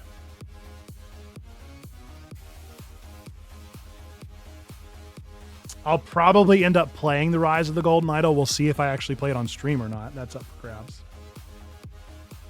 Ooh, Plucky Squire. We're for sure playing Plucky Squire next year. Let's see. I'm going to make a list here.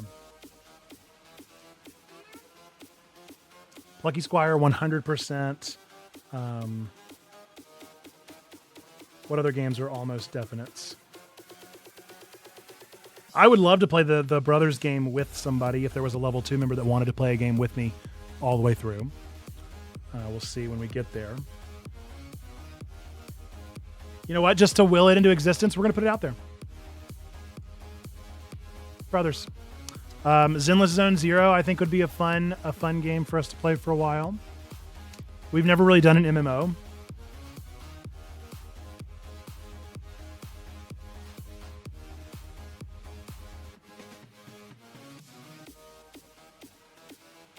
Donkey's game is finally coming out, Animal Well. I would at least be down to start that.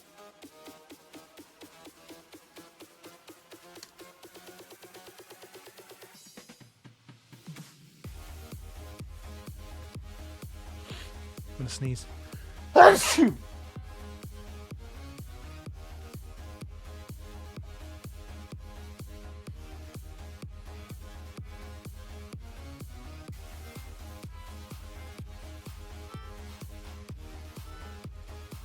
What else? Does anybody else know any other games that are coming out next year while I go through? Are there any that you're looking forward to? I'm definitely going to be playing Another Code. I will not be playing Another Code on stream.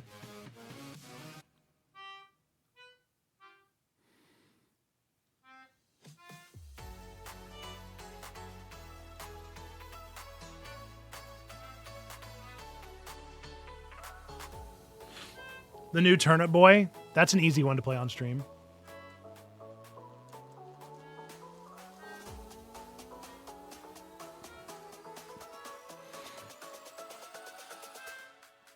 I'm just willing into existence games that we're going to play next year.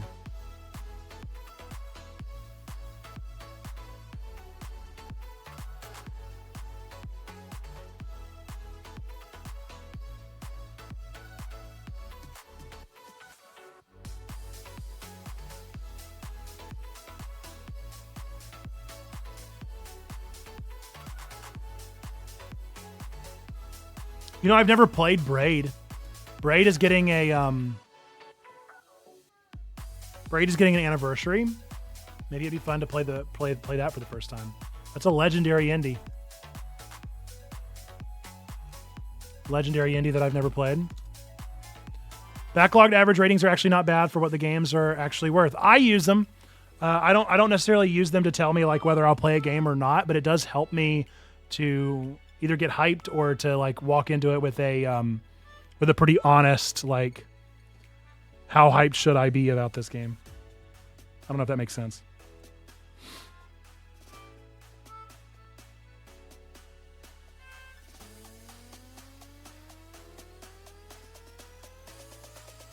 I like the sound of Tower Full of Cats. I kind of just want to play that anyway.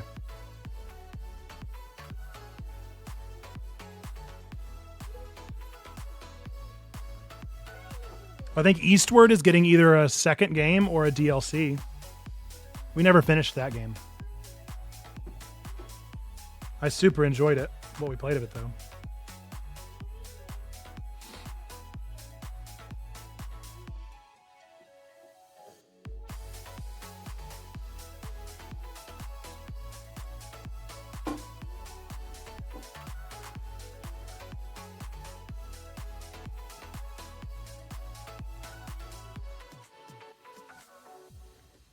We're almost there.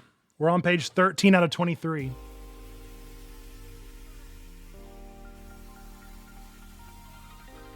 We're getting into the real obscure ones.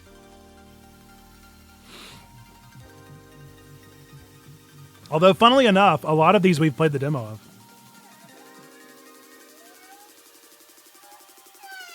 You're okay. You're all right. Come here. You're all right. You're fine. You caught yourself. You caught yourself. You're fine. You're fine. You're fine. You're fine. You caught yourself. You can show me when you calm down where it hurts. You're fine. Deep breaths. Deep breath. You're all right. A new Kill It With Fire game is coming out. Do you want to look at games with me? Look, these are all the games that are coming out next year. So Dad is looking through to see which ones we should play on stream together.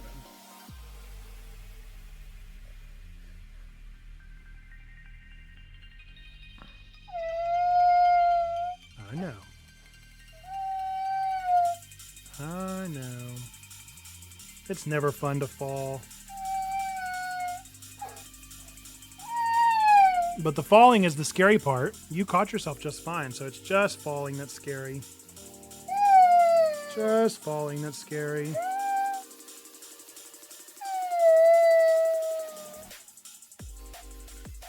Whenever Dad falls, Mom laughs. Can you believe that?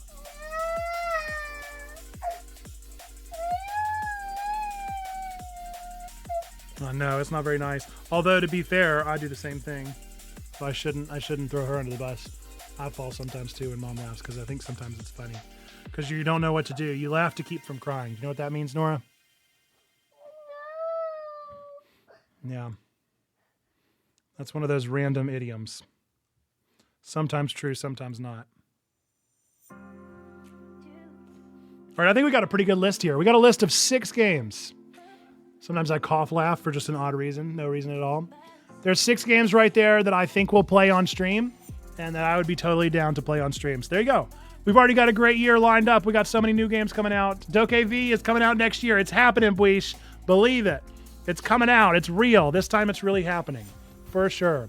So, folks, as always, here at Checkpoint Church, we stream here on Twitch, but this is our last stream of the year. So this may be the last time that I see our Twitch audience. I may see you again for Twig if we end up doing that next week.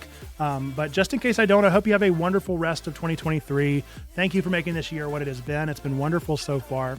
I hope that you'll do more than our Twitch because this is really just the place where we want to get to know you for the first time. And then we want to get to know you even better over on Discord. Exclamation point Discord in the chat if you would.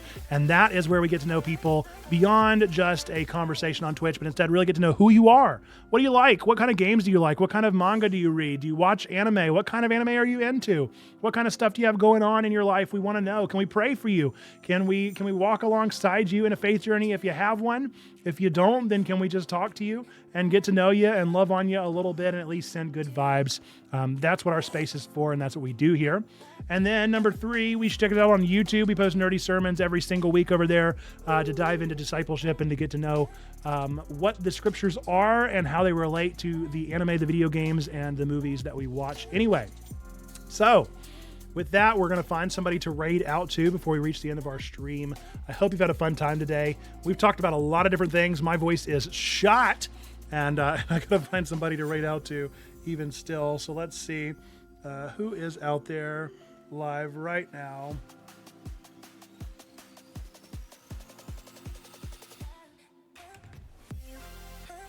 Ooh. It looks like Frost is live. We never get to raid out to Frost. So let's raid out to Frost. Let's do that. And folks, we are Checkpoint Church. We're really a church. I'm Nerd Pastor Nate. I'm really the pastor of this community. We have 3 things to be true about every single one of you out there. Whether you believe in God, don't believe in God, go to church, don't go to church, hate God or hate church, we still believe to be true about you. Number 1, that God loves you, like really, really loves you. Number 2, that we love you, want community with you, as we're doing here in this space. It's why we do this cool thing called Checkpoint Church.